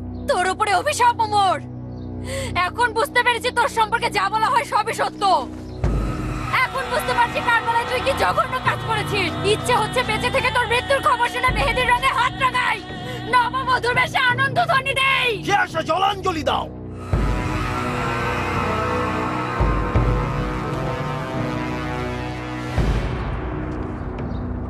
তোমার মাকে জিম্মি করলে পথ পরিষ্কার হবে। সে আমাদের গোপন রহস্য মুক্তারের কাছে ফাঁস করে দিয়েছে, আমাদের সর্বনাশ করেছে। যেদিন বাধা ভেঙে মুক্তারের দরবারে গিয়েছিল সেদিনই উনার পা ভেঙে দেওয়া দরকার ছিল আব্বাজান। এখনো দেরি হয়নি, এসো বাছা ধন। জি আব্বাজান। আমাদের মহান সিপাহ সালারের কি খবর? খেয়ে দেয়ে বেশ আরামেই আছে, নিজের পরিবারের নিকট সুখে রয়েছে, শান্তিতে ঘুমাচ্ছে আর রাতের আকাশে তারা গুনছে।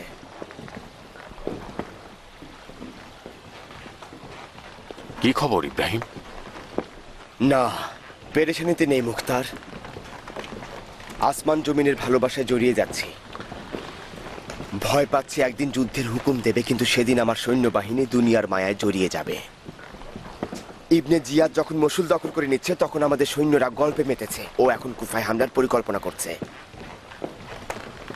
তোমার প্রশ্নের মধ্যেই জবাব রয়েছে ইব্রাহিম। যখন তোমার মতো সর্দার নিশ্চুপ হয়ে বসে আছে তখন দুশমন তো অবশ্যই সুযোগ নিতে পারে। আমার মরহুম আব্বাজানের কসম, আমি একটা মুহূর্তের জন্য তোমাকে কোনো রকম দোষ দিচ্ছি না। কুফায় সিপাহীদের অবস্থান করার অবশ্যই কোনো উদ্দেশ্য আছে। আমার পিছিয়ে পড়ার কারণ হচ্ছে আমি তোমার কাঁধ থেকে একটা বোঝা নামিয়ে ফেলতে চাই। ইব্রাহিম, আমি হুসাইনের হত্যাকারীদের একটু নিঃশ্বাস নিতে দিয়েছিলাম, কারণ আমি জানতাম কুফায় তাদের অনেক বেশি প্রভাব রয়েছে। এছাড়া ওদের দুশমনী জনগণের নিকট প্রকাশ্যে জাহির করার একটা সুযোগ দিয়েছিলাম। এখন জনগণ নিজেই ওদের বিচার জারি করেছে। আমাদের একটা মূল উদ্দেশ্য হাসিল হয়েছে। এখন এই দুশমনদের কুফায় এমন আর কোনো প্রভাব নেই যেটা আমাদের ক্ষতি করবে। কিন্তু একটি জিনিস আমাকে বিচলিত করছে, সেটা হলো জানোয়ার সীমারের বেঁচে থাকা। সীমারের মতো জানোয়ার বেঁচে থাকলে বিবাদ বৃদ্ধি পাবে। গুস্তাকি মাফ করবেন, আপনি আদেশ দিয়ে দেখুন ইরাকের সমস্ত আরব অঞ্চল এই শয়তান দুশমনদের জন্য বিপজ্জনক করে দেব।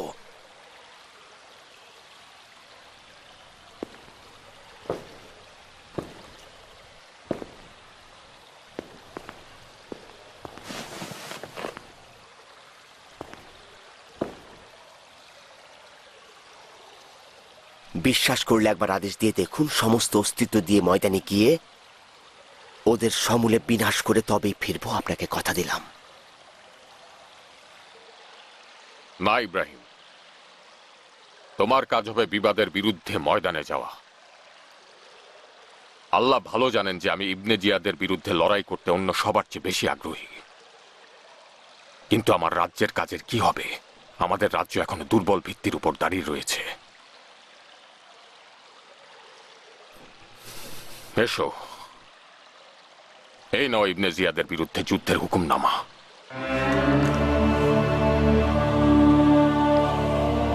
শুধুমাত্র সতর্ক থাকবে যে ইবনে জিয়াদের বিরুদ্ধে যুদ্ধ করতে 2 মাথাওয়ালা তলোয়ার দরকার, যার এক মাথায় প্রচন্ড মনোবল আর অন্য মাথায় ভাগ্য।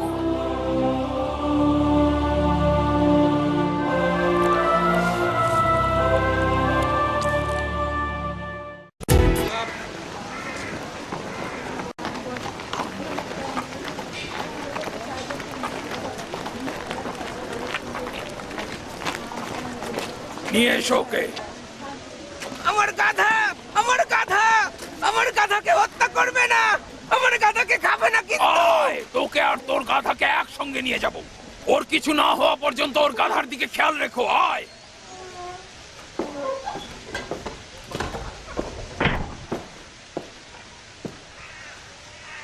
দরুদ জনাব, মালিক আস্তার নাখি, বাঁচান, আমাকে বাঁচান জনাব।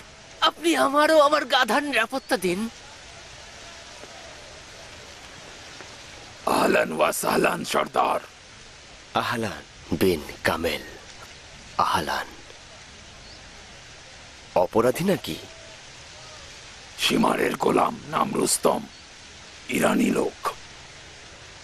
শুনেছি কারবালার ময়দানে উম্মে ওয়াহাবের মাথায় আঘাত করেছে, সেই নারীকে হত্যা করেছে। এ কথা তো উবা, আপনি সেখানে গিয়ে দেখেছেন? আমিও তো শুনেছি মুক্তার মিথ্যাবাদী। আপনি বিশ্বাস করবেন? তুই সীমারের গোলাম কি না? একদম সত্য কথা। জনাব, আপনিই বলুন, সীমারের গোলাম হওয়া কি অপরাধ? নামের তো বাহাদুরি রয়েছে, রুস্তম। রুস্তমের মতোই যেন না হয়, সেই দিকে অবশ্যই খেয়াল রাখবে। না না জনাব সর্দার, আপনার দাড়ির কসম, আমি নিরপরাধ। তাহলে নিজের আর গাধার জন্য চিন্তা করো না। মুখতারের আদালত মানুষের ন্যায় বিচারের আদালত। যাও, মুখতারকে সাহায্য করো যেন বেঈমান সীমারকে পাকড়াও করা যায়। যাও। দত্ত সীমার আমাকে নিষ্ঠুরভাবে কিনে নিয়েছিল। আমার জন্য পানিও হারাম হয়ে গিয়েছিল। সেই সময়টাতে আমি বছরের পর বছর গোসলও করিনি। তখন আমি মাটি দিয়েই তায়াম্মুম করে পবিত্র হয়েছি। সবশেষে একটি কুকুরের ভাগ্যে জুটলাম। নিরুপায় হয়ে সীমারের নিকট বিক্রি হয়েছি। বাধ্য হয়ে তার আদেশ মেনে চলতাম। জনাব আমির, মানুষ তো দূরের কথা, আমার একটি পিঁপড়া মারারও সাহস নেই। তোমার জ্ঞান জ্ঞান শেষ হয়েছে? শেষ হয়েছে আমির। তোমার নাম কি আসলেই রুস্তম? না মালিক, এই গোলামের নাম পেশাং। বেঈমান সীমার আমাকে রুস্তম বলে ডাকেন, আর আমার গাধার নাম দিয়েছেন রাক্স। তিনি আমার ইরানি বংশ রূপকথার পালোয়ানদের উপহাস করে এটা বলেন। ওই হারামজাদা যদি তোকে মারতো, সেটা ইরানিদের জন্য লজ্জার হতো। হতচ্ছাড়া, সীমারের গোলামি করতে লজ্জা করেনি? বিষ দিয়ে মারিসনি কেন? তৌবা তৌবা, একবার তার জামাই হাত ছোঁয়ালে 7 বার ধুয়ে নিত। আমার হাতে তো কিছুই খেত না, আমি বিষ দিয়ে মারবো কিভাবে? পেশাং, তোমার কাজের সত্যতা এখনো প্রমাণ করতে পারোনি। তুমি উম্মে ওয়াহাব নামে একজনকে খুন করেছিলে। হযরত হামজার খুনি ছিল কলিজা খেকো দাসী হিন্দ। আমি তোমাকে তাদের হত্যার কথা স্মরণ করিয়ে দিচ্ছি। আমি প্রিয় নবীজির চাচার কতলের কথা এই কারণে বললাম যে তোমাকে এক শর্তে ক্ষমা করব, যদি তুমি সীমারকে ধরিয়ে দিতে পারো। আপনার দাড়ির কসম, অবশ্যই জনাব। আপনার এই খাদেমকে জলদি মুক্ত করুন, যাতে সীমার পাখির মতো উড়ে পালাতে না পারে। হতচ্ছাড়া, বাজে কথা বলছিস। তুই তো কসম খেয়ে বলেছিলি সীমার কুফা থেকে পালিয়েছে। কিভাবে পাখির মতো উড়ে যাবে? তওবা তওবা, আবারও কসম খাচ্ছি। সীমার ভেড়ার চামড়া দিয়ে লেবাস তৈরি করে নিজেই ভেড়ার পালের সঙ্গে পালিয়ে গিয়েছে। কোথায় গিয়েছে? মাদায়েন নগরের কাছে একটা সরাইখানায় আশ্রয় নিয়েছে বলে আমি জানতে পেরেছি। এখন যদি আমরা ওখানে যেতে দেরি করি, সে কিন্তু ওখান থেকে পালিয়ে যাবে। কখন ওর সঙ্গে দেখা হয়েছিল? এই তো আজই মাদায়েন ত্যাগ করতে গিয়ে বন্দী হয়েছি। আমাকে চিনে ফেলেছিল। আমি যদি আজ নিচে সীমারের নিকট না পৌঁছাই, সে বুঝে নেবে আমি বন্দী হয়েছি। সে পালিয়ে যেতে পারে। এই হতচ্ছাড়ার কথা বিশ্বাস করা যায় না আমির। সীমার হারামজাদা হয়তো একে ফাঁদ হিসেবে পেতে সহজে পালিয়ে যাওয়ার চেষ্টা করছে আমির। কুফার সকল নদীপথ ও দরজাগুলো বন্ধ করে দেওয়ার আদেশ দাও। এমনকি চতুষ্পথ ও অন্য প্রাণীদেরও চোখে রাখবে। আপনার আদেশের আগেই আমরা সেটা করেছি। সর্বত্র আমাদের নজর রয়েছে। পেশাং, কিভাবে প্রমাণ করবে যে তোমার কোনো কুমতলব নেই? অধমকে বিশ্বাস না করলে কাউকে আমার সঙ্গে দিন। এমন কাউকে পাঠাতে হবে যেন সীমা না চেনে। সীমার কুকুরের মতো গন্ধ শুকে নিতে পারে। 10 মাইল দূর থেকে বিপদের গন্ধ টের পায় এবং ঘোড়ার পায়ের শব্দ শুনতে পায়। যদি আমিরের লোকজন আমাকে অনুসরণ করে, হয়তো সে আগে থেকেই সবকিছু বুঝে ফেলবে। আপনার চাকর ওয়াদা দিচ্ছে সীমারকে ঘুম পাড়িয়ে পাখা ও ডানা সহ বেঁধে জনাব আমিরের নিকট যেভাবে হোক হাজির করব। জেরবি। জি পালোয়ান। সীমার কি তোমাকে চেনে? মনে হয় না পালোয়ান। আমি ওকে দেখেছি, কিন্তু সে আমাকে দেখেনি। পেশাংয়ের সঙ্গে যেতে পারবে? জি পালোয়ান, চাইলে জীবন দিয়ে দেব। খুবই ভালো কথা, যাও দেখি কি করতে পারো। জি পালোয়ান। আপনি আপনার এই অধম গোলামের গোস্তাখি মাফ করবেন জনাব। আপনি কি আপনার এই গোলামকে পুরস্কার দেবেন না? সীমারকে ধরিয়ে দাও, আমি নিজে তোমাকে মুক্ত করে দেব। যাও। বিনকামে আমির, কিয়ানকে বলবে ছদ্মবেশে যেন ওদের অনুসরণ করে এবং সব খবরাখবর আমাকে জানায়। জি আমির। বিন ফার্সের কি খবর? বিন ফারস আজ ওমর সাদের বাড়িতে গিয়ে ওর সঙ্গে দেখা করেছে। সম্ভবত বিন ফার্স আজ ওমর সাদের সঙ্গে সাক্ষাতের পর নিরাপত্তা অঙ্গীকার ভঙ্গ করবে। এখনই ওমরের বাড়িতে হানা দিয়ে ওখানকার খবর আমাকে পৌঁছে দেবে। জি আমির।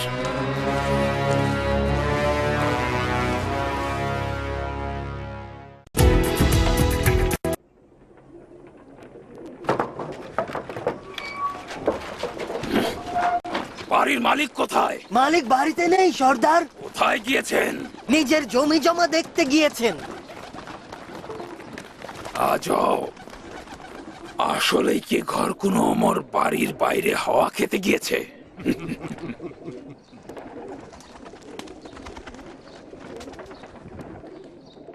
আমিরের হুকুমে বাড়ির সবখানে তল্লাশি করা হবে।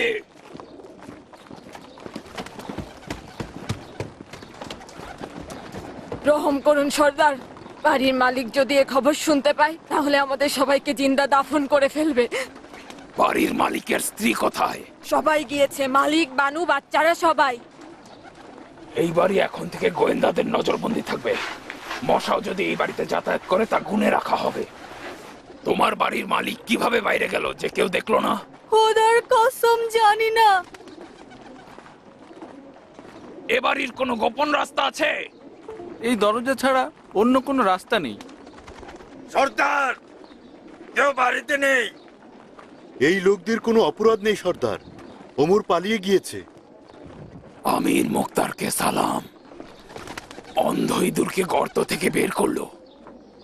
ওমর সাদ এই কাজের দ্বারা মুক্তারের নিরাপত্তা অঙ্গীকার ভেঙেছে, নিজের মৃত্যু পরোয়ানা জারি করেছে। ঠিক। এখানে এসে তোমরা কয়েকজন অবস্থান করো। চলো যাই।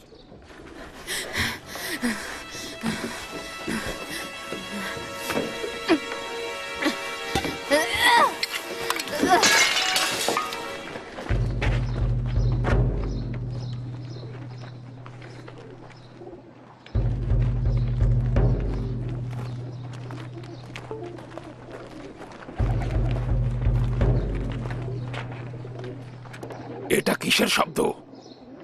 বিড়ালের শব্দ সর্দার। বিড়াল? তুমি বিড়ালের মিউ মিউ শব্দ শুনেছো? পানির কলসি ভাঙার শব্দ মনে হলো। সম্ভবত ওই রান্নাঘরে কেউ একজন রয়েছে।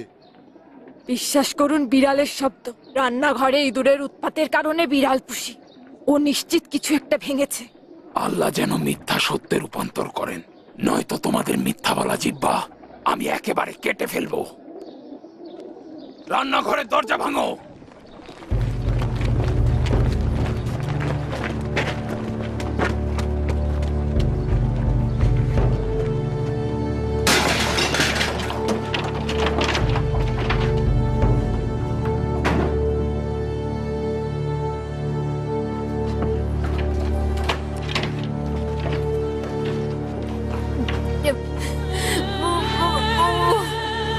ওমর পালিয়ে গিয়েছে। ওমর পালিয়ে গিয়েছে।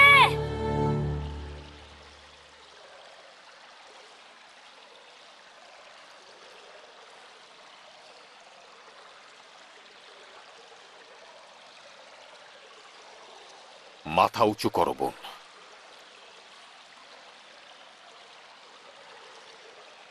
আমার দিকে তাকাও। এত বছর ভাইয়ের প্রতি বোনের আহ্লাদী দৃষ্টি দেখিনি। লজ্জিত ভাইজান।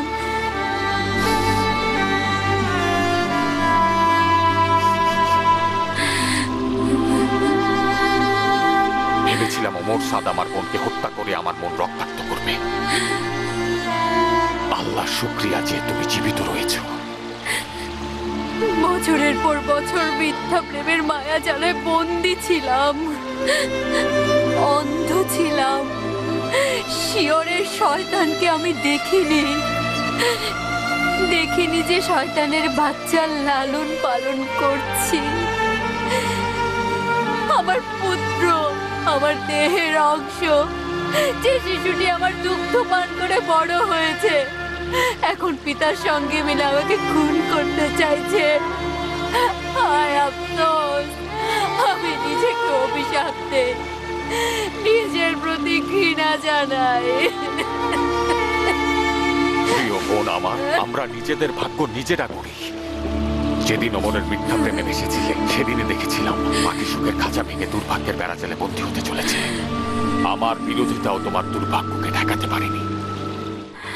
আফসোস, যদি আমার মাথাটা কেটে ফেলতে, যদি আমার পায়ের কবজি কেটে ফেলতে, যদি ওই শয়তানের সাথে ঘর বাঁধার অনুমতি না দিতে ভাই। যদি নিজের মায়ের পেটের বোন হতে, খোদার কসম আমি আসমান জমিন একাকার করে ফেলতাম এবং ওমরের সাথে তোমার বিয়ের বিরোধিতা করতাম। তোমার সন্তুষ্টি ছাড়া আমার আর কিছুই করার ছিল না। আমি কখনোই তোমার দুশ্মন হতে চাইনি বোন আমার। কেন আমার মা হলে না আম্মা জান? হে খোদা, তুমি আমার সকল গুনাহ মাফ করো। এসো মাজারিয়ে, এসো আমার বুকে এসে নিজেকে উজাড় করে দিয়ে কাঁদো। এসো।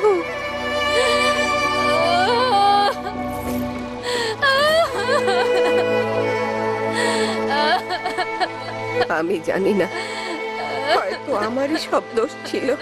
তোমাকে সব সময় সতীনের কন্যা হিসেবে দেখতাম। যখন তোমাদের পিতা মারা গেলেন, তুমি মায়ের পেটে ছিলে। তুমি দুনিয়ায় এলে, তোমার মা দুনিয়ার মায়া ত্যাগ করলো। আমি তখন তায়েফে ছিলাম আর তোমরা ছিলে মাদাইনে। যখন আমি শুনলাম মুক্তার তোমার দায়িত্ব নিয়েছে, আমি একদম নিশ্চিন্ত হয়েছিলাম। কিন্তু আমার বোঝা উচিত ছিল, সে তোমাকে মায়ের ভালোবাসা দিতে পারবে না। একজন পুরুষ মানুষ তা পারে না। হায় হায়, খোদার কসম, দেখছো রে এমন ভাবে কথা বলছে, মনে হচ্ছে আমিই দায়ী। নিজেকে দোষ দিও না নারিয়ে, আম্মাজান নিজেকে তিরস্কার করছেন, তোমার সাথে শত্রুতা নেই। এখন দেখবে সব দোষ আমার ঘাড়ে চাপাবে এবং নিজেকে বাঁচাতে চাইবে। হে খোদা, তুমি সত্য দেখতে পাচ্ছ। তুমি তো দেখেছো আমি তাকে মায়ের যত্নে মানুষ করেছি। যেদিন ও ওমরের প্রেমে দিশেহারা হয়েছিল, কি করেছিল সব ভুলে গিয়েছো? আম্মা জান, বলো বাচ্চা আমার। অনেকদিন আগে এক শয়তান দৈত্য আমার বোনকে ছোড়ার ভয় দেখিয়ে ছিনিয়ে গেছে।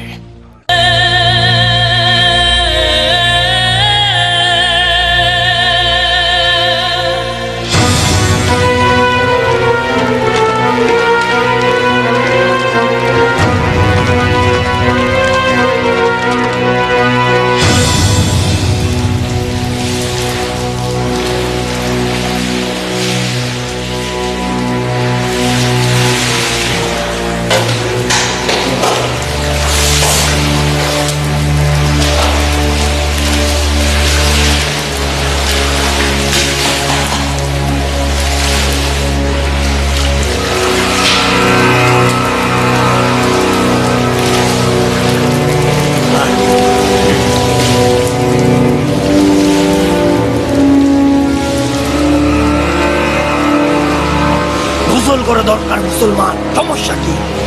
আব্বাজান, কি করতে যাচ্ছেন বুঝতে পারছেন? আচ্ছা তো গোসল করতে চাইছি। এই বিপজ্জনক অবস্থাতে গোসল করবে?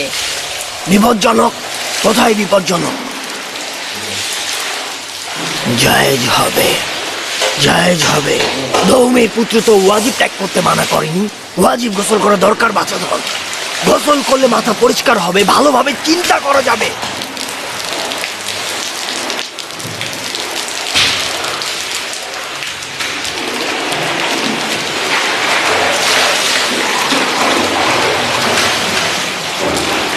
আসসালামু আলাইকুম। ওয়ালাইকুম সালাম।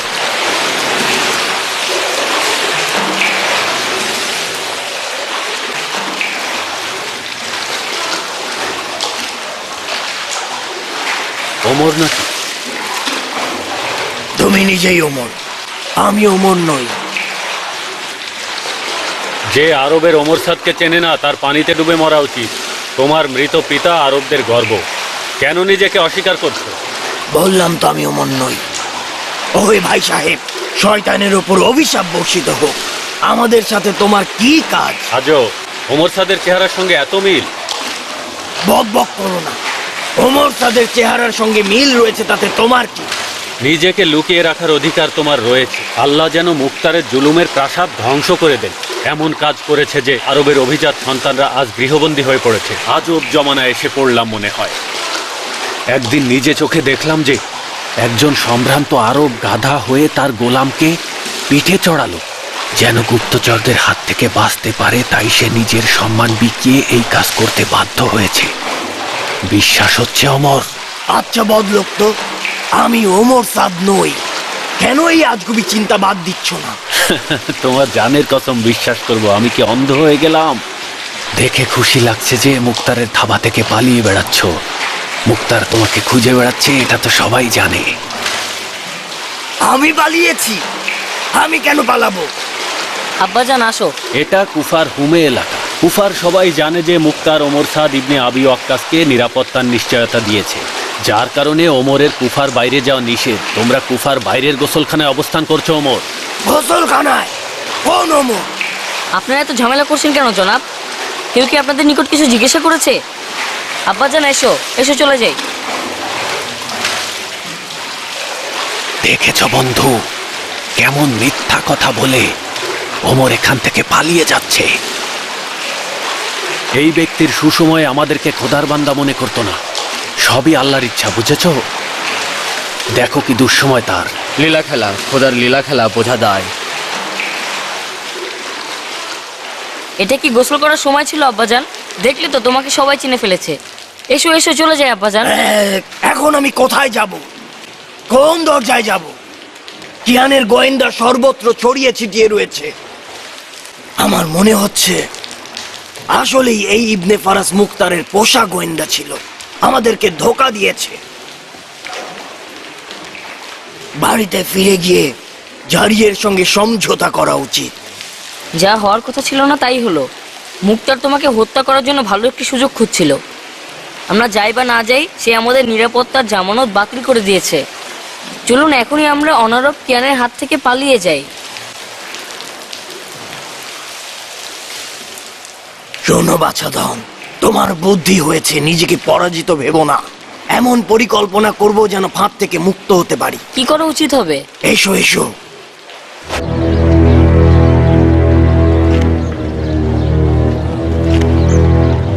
কোথায় যাচ্ছ? মুক্তারের সঙ্গে সাক্ষাৎ করব। জনাবের পরিচয়? আমি ওমর সাদের পুত্র, আমিরের ভাগ্নে। আজব। এসো দেখি, তোমার মামা অপেক্ষায় রয়েছেন। খোশামদিদ। আমার পিতা কখনোই নিরাপত্তা জামানত ভঙ্গ করেননি। আমরা আমাদের জমি জমা দেখার জন্য কুফার বাইরে গিয়েছিলাম। আমরা বাগানে পৌঁছানোর পূর্বে আব্বাজান ক্লান্ত হয়ে বলেন যে কেন আপনাকে জানিয়ে যাননি। আমাকে পাঠিয়েছেন যেন আপনাকে খবর দেই। সে নিজে কেন আসেনি? লজ্জার কারণে তিনি আসেননি। সম্ভবত অহংকারের কারণে আসেনি। আপনি পিতার ব্যাপারে কেন এমন ভাবছেন? তার মাথা চলে যাবে কিন্তু ওয়াদা ভঙ্গ হবে না। কিন্তু সে ওয়াদা ভেঙেছে। কিভাবে ভাঙলেন মামাজান? আপনি নিরাপত্তা জামানত দিয়েছিলেন, তিনি তা কবুল করেছেন এবং আপনার বিরুদ্ধে কোনো রকম ষড়যন্ত্র করেননি। তোমার আম্মাজান কোথায়? বাড়িতে। তুমি নিশ্চিত? জি, আমি ও আব্বাজান যখন বাইরে গিয়েছিলাম তিনি বাড়িতে ছিলেন। তোমার পিতামাতার মধ্যে কিছু হয়েছে? কি আর হবে? এই যেমন অনুমতি ছাড়া বাড়ির বাইরে যাওয়া নিয়ে। আজব কথা বলছেন তো। কেন ঝগড়া করবে? আমি আর আব্বাজান দুজনে মিলে বাইরে আমাদের জমি জমা দেখতে গিয়েছিলাম। এখন তোমার পিতা কোথায়? জমি জমা দেখে খুব দ্রুতই বাড়ি ফিরবেন বলেছেন।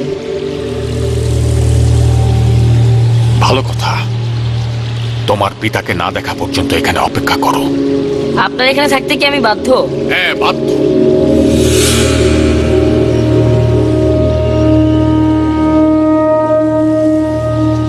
বিন কামেল, আমির, ওমরের বাড়িতে যাও, তাকে আমার এখানে নিয়ে এসো। অযথা ঝামেলা করলে ওকে নিরাপত্তা দেওয়ার কোনো দরকার নেই। জি আমির।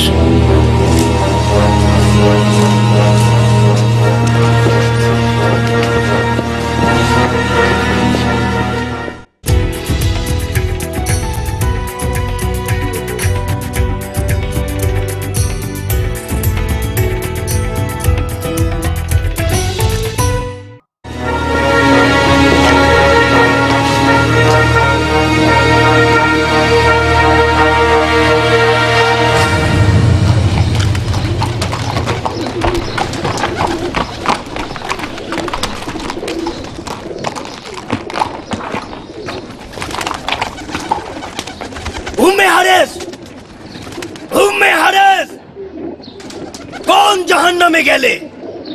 এটা কি অবস্থা?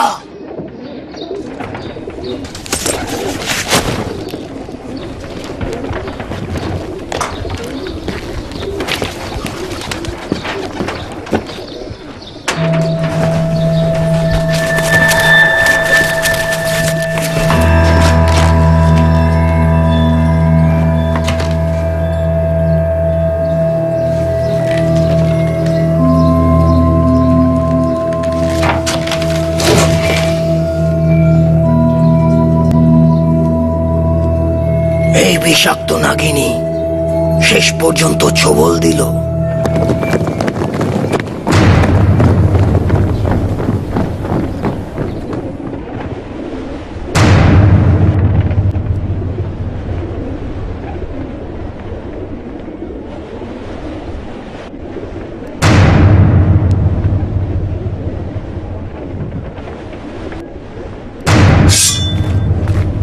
ওমর, চারদিকে ঘিরে ফেলেছি। কোনো ঝামেলা করলে এই বাড়ি ধ্বংসস্তূপে পরিণত হবে। তার চেয়ে ভালো তুমি আত্মসমর্পণ করো।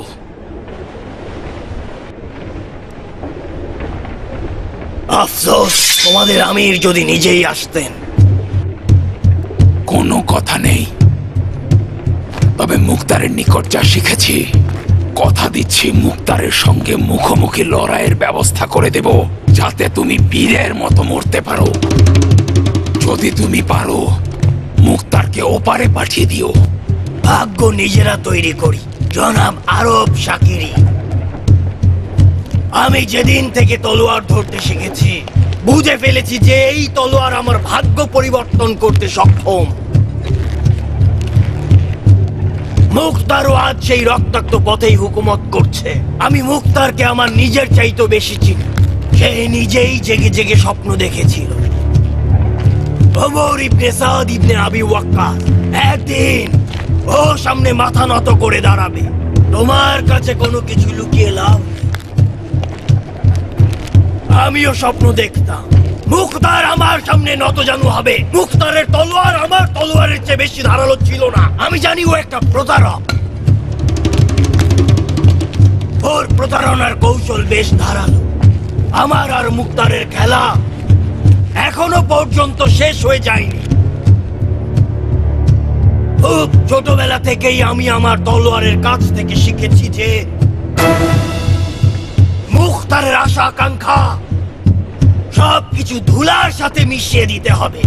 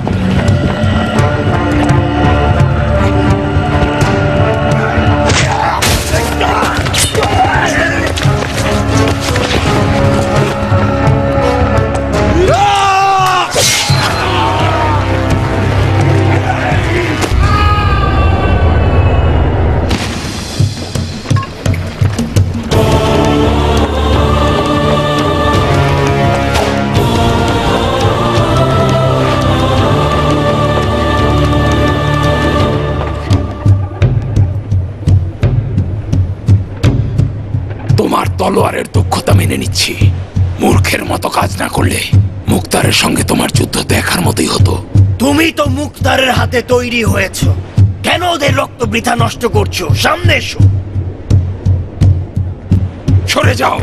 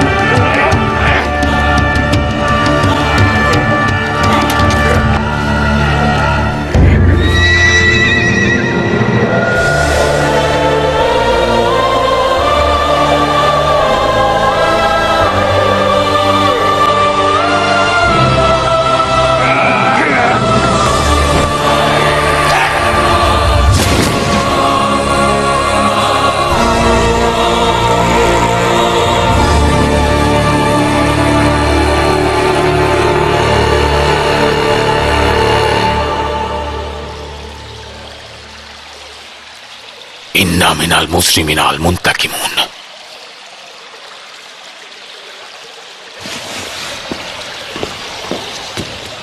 মুক্তার, তোমার হাত অবশ হয়ে যাক। তুমি এবং তোমার বোন আমার পিতাকে ধোঁকা দিয়ে গৃহবন্দী করে রেখেছিলে। যদি আমার পিতা তোমার মিথ্যা নিরাপত্তার কথা বিশ্বাস না করে ময়দানে আসতেন, আজ তোমার মাথা আমার পিতার পায়ের নিকট থাকতো।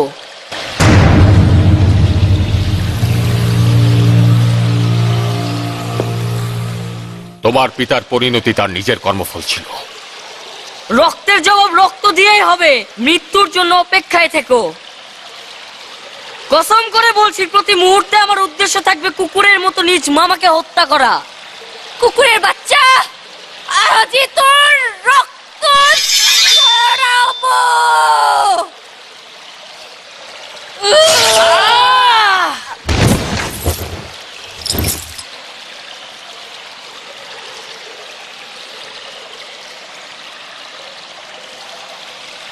ওয়াদা করেছিলাম তোদের রাহাজারিতে নববধূর সাজে সাজবো, আনন্দ ধ্বনি দেব।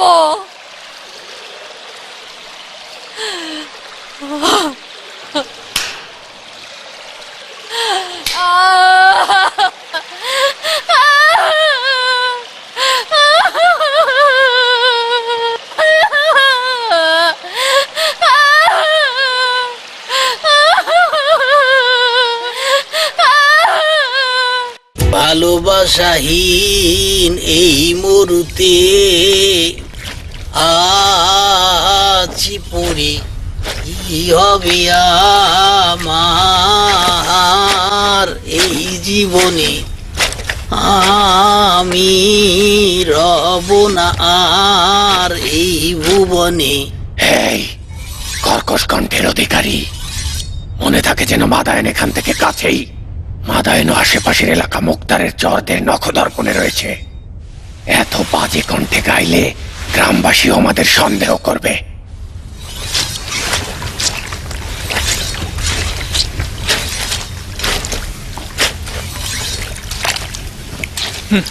অবাক হচ্ছি, তুমি এত হুঁশিয়ার ও বুদ্ধিমান হওয়া সত্ত্বেও কিভাবে এত বড় ভুল করলে?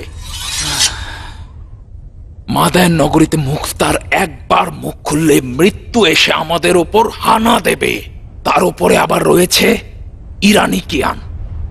আর তুমি কিনা এখানে আসার জন্য রুস্তমকে বলেছ। তুমি কি এর থেকে নিরাপদ জায়গা চেনো? তা চিনব না কেন?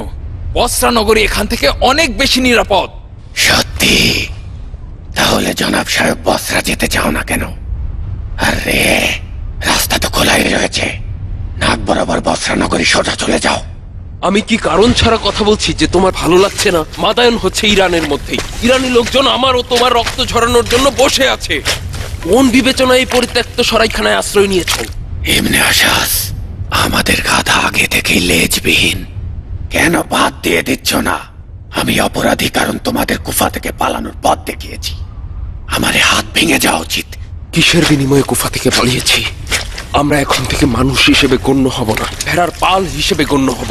তুমি কি এরপর আর কোনোদিন কুফায় বসবাস করতে পারবে, তাও আবার কুফার মতো বাচাল মানুষদের কথার ভিড়ে?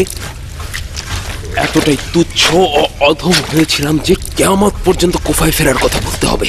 আমরা নিজেরা ছাড়া আর কে জানে যে আমরা কুফা থেকে বেড়ার ছদ্মবেশে পালিয়ে এসেছি? এক সময় যে তোমার গোলাম ছিল সে রুস্তম জানে। সবাইকে জানিয়ে দেওয়ার জন্য ও একাই যথেষ্ট।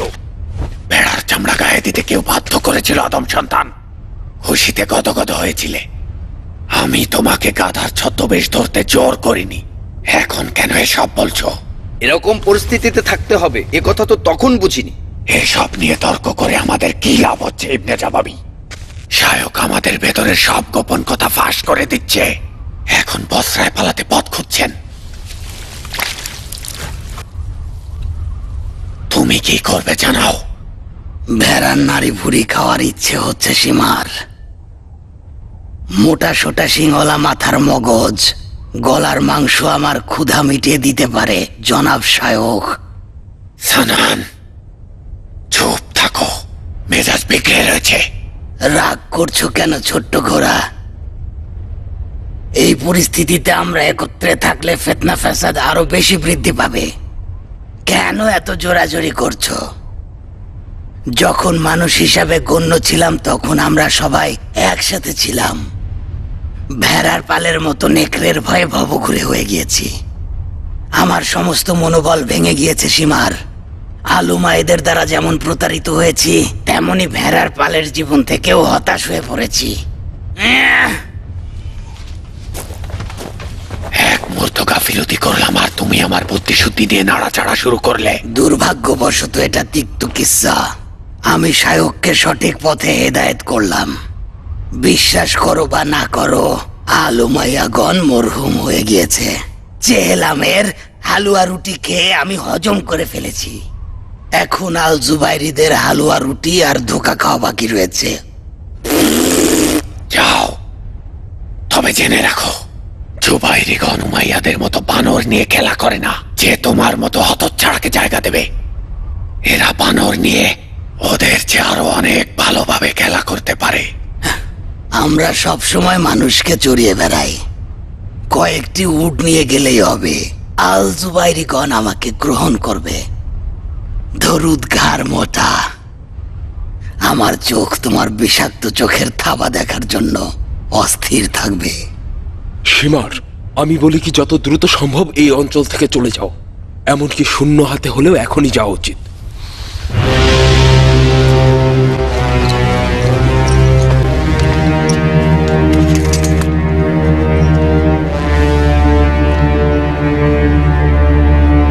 আমাদের অপেক্ষা করা উচিত যতক্ষণ না রুস্তম ফিরে আসে। স্বর্ণরৌপ্য ওর কাছে। সেই ধন সম্পদ না নিয়ে কিভাবে সামনে এসে যাব? আচ্ছা, তোমার নামটা যেন কি বলেছিলে? তুমি তো বড় আজব মানুষ। কম করে হলেও 100 বার জিজ্ঞেস করেছো, কিছু মনে থাকে না নাকি তোমার? আরে মিয়া, গরিব মানুষেরও তো বুদ্ধি শুদ্ধি নেই যে মনোযোগ দিয়ে শুনবো। তোমার এই ভুলে যাওয়া রোগের মধ্যেও কিভাবে মনে থাকলো যে সীমারের সঙ্গে কি ওয়াদা করেছিলে? ওহে মিয়া, আমার মতো ক্ষুধার্ত কুকুর কিভাবে মালিকের কথা ভুলে যাবে? সীমার একদিন আমার ভুলে যাওয়া রোগ দেখে পেরেক মেরে দিয়েছিল। পায়ে সেই পেরেকের ক্ষত এখনো তো রয়ে গিয়েছে। ওই দিন থেকে নিজের নাম ভুলে যেতে পারি, কিন্তু সীমারের কথা ভুলি না। আমার নাম জেরবি, বুঝেছো? জেরবি, জেরবি। এই কান, জেরবি মিয়ার নাম বলার করিস না ভান। এই জেরবি মিয়া, আমার গাধার উপর উঠে পড়ো, চলো জলদি যাই। তুমি তো চড়েই আছো। তোমার গাধাকে হাঁটতে বলো, আমি পায়ে হেঁটেই ওর আগে যাব। তবে পথ হাঁটলে পথ দীর্ঘ মনে হবে, গল্প করতে করতে পথ হাঁটলে দূরের পথও কাছে মনে হবে। আমার গাধা 2 জন লোককে অনায়াসে নিতে পারবে। অবশ্যই, যেতে যেতে গল্প করা ভালো, কিন্তু তুমি যেভাবে ব্যঙ্গ করে বলছো আমার কিন্তু রাগ হয়ে যাচ্ছে। আরে, মনে খুশি না থাকলে একে অপরকে চেনা যায় না। জেরবি, মুখ মুক্তার তোমাকে মারে না? আরে না, বাড়ির লোকদের মারধর করা জানোয়ারের কাজ, পালোয়ান কেন সে কাজ করবে? মিয়া খেরবি, আমি কি গাধার মতো দেখতে? খেরবি কোন গাধার নাম? ওরে বাবারে, তোমার নাম কি খেরবি ছিল না? তুই কি আসলেই গাধা নাকি গাধার ভান করছিস? জেরবি কোথায় আর খেরবি কোথায়? আমি জেরবি, বুঝেছিস কালু? জেরবি, জেরবি, জেরবি, জেরবি, জেরবি, এই কানে ধরলাম, আর কখনো ভুল হবে না।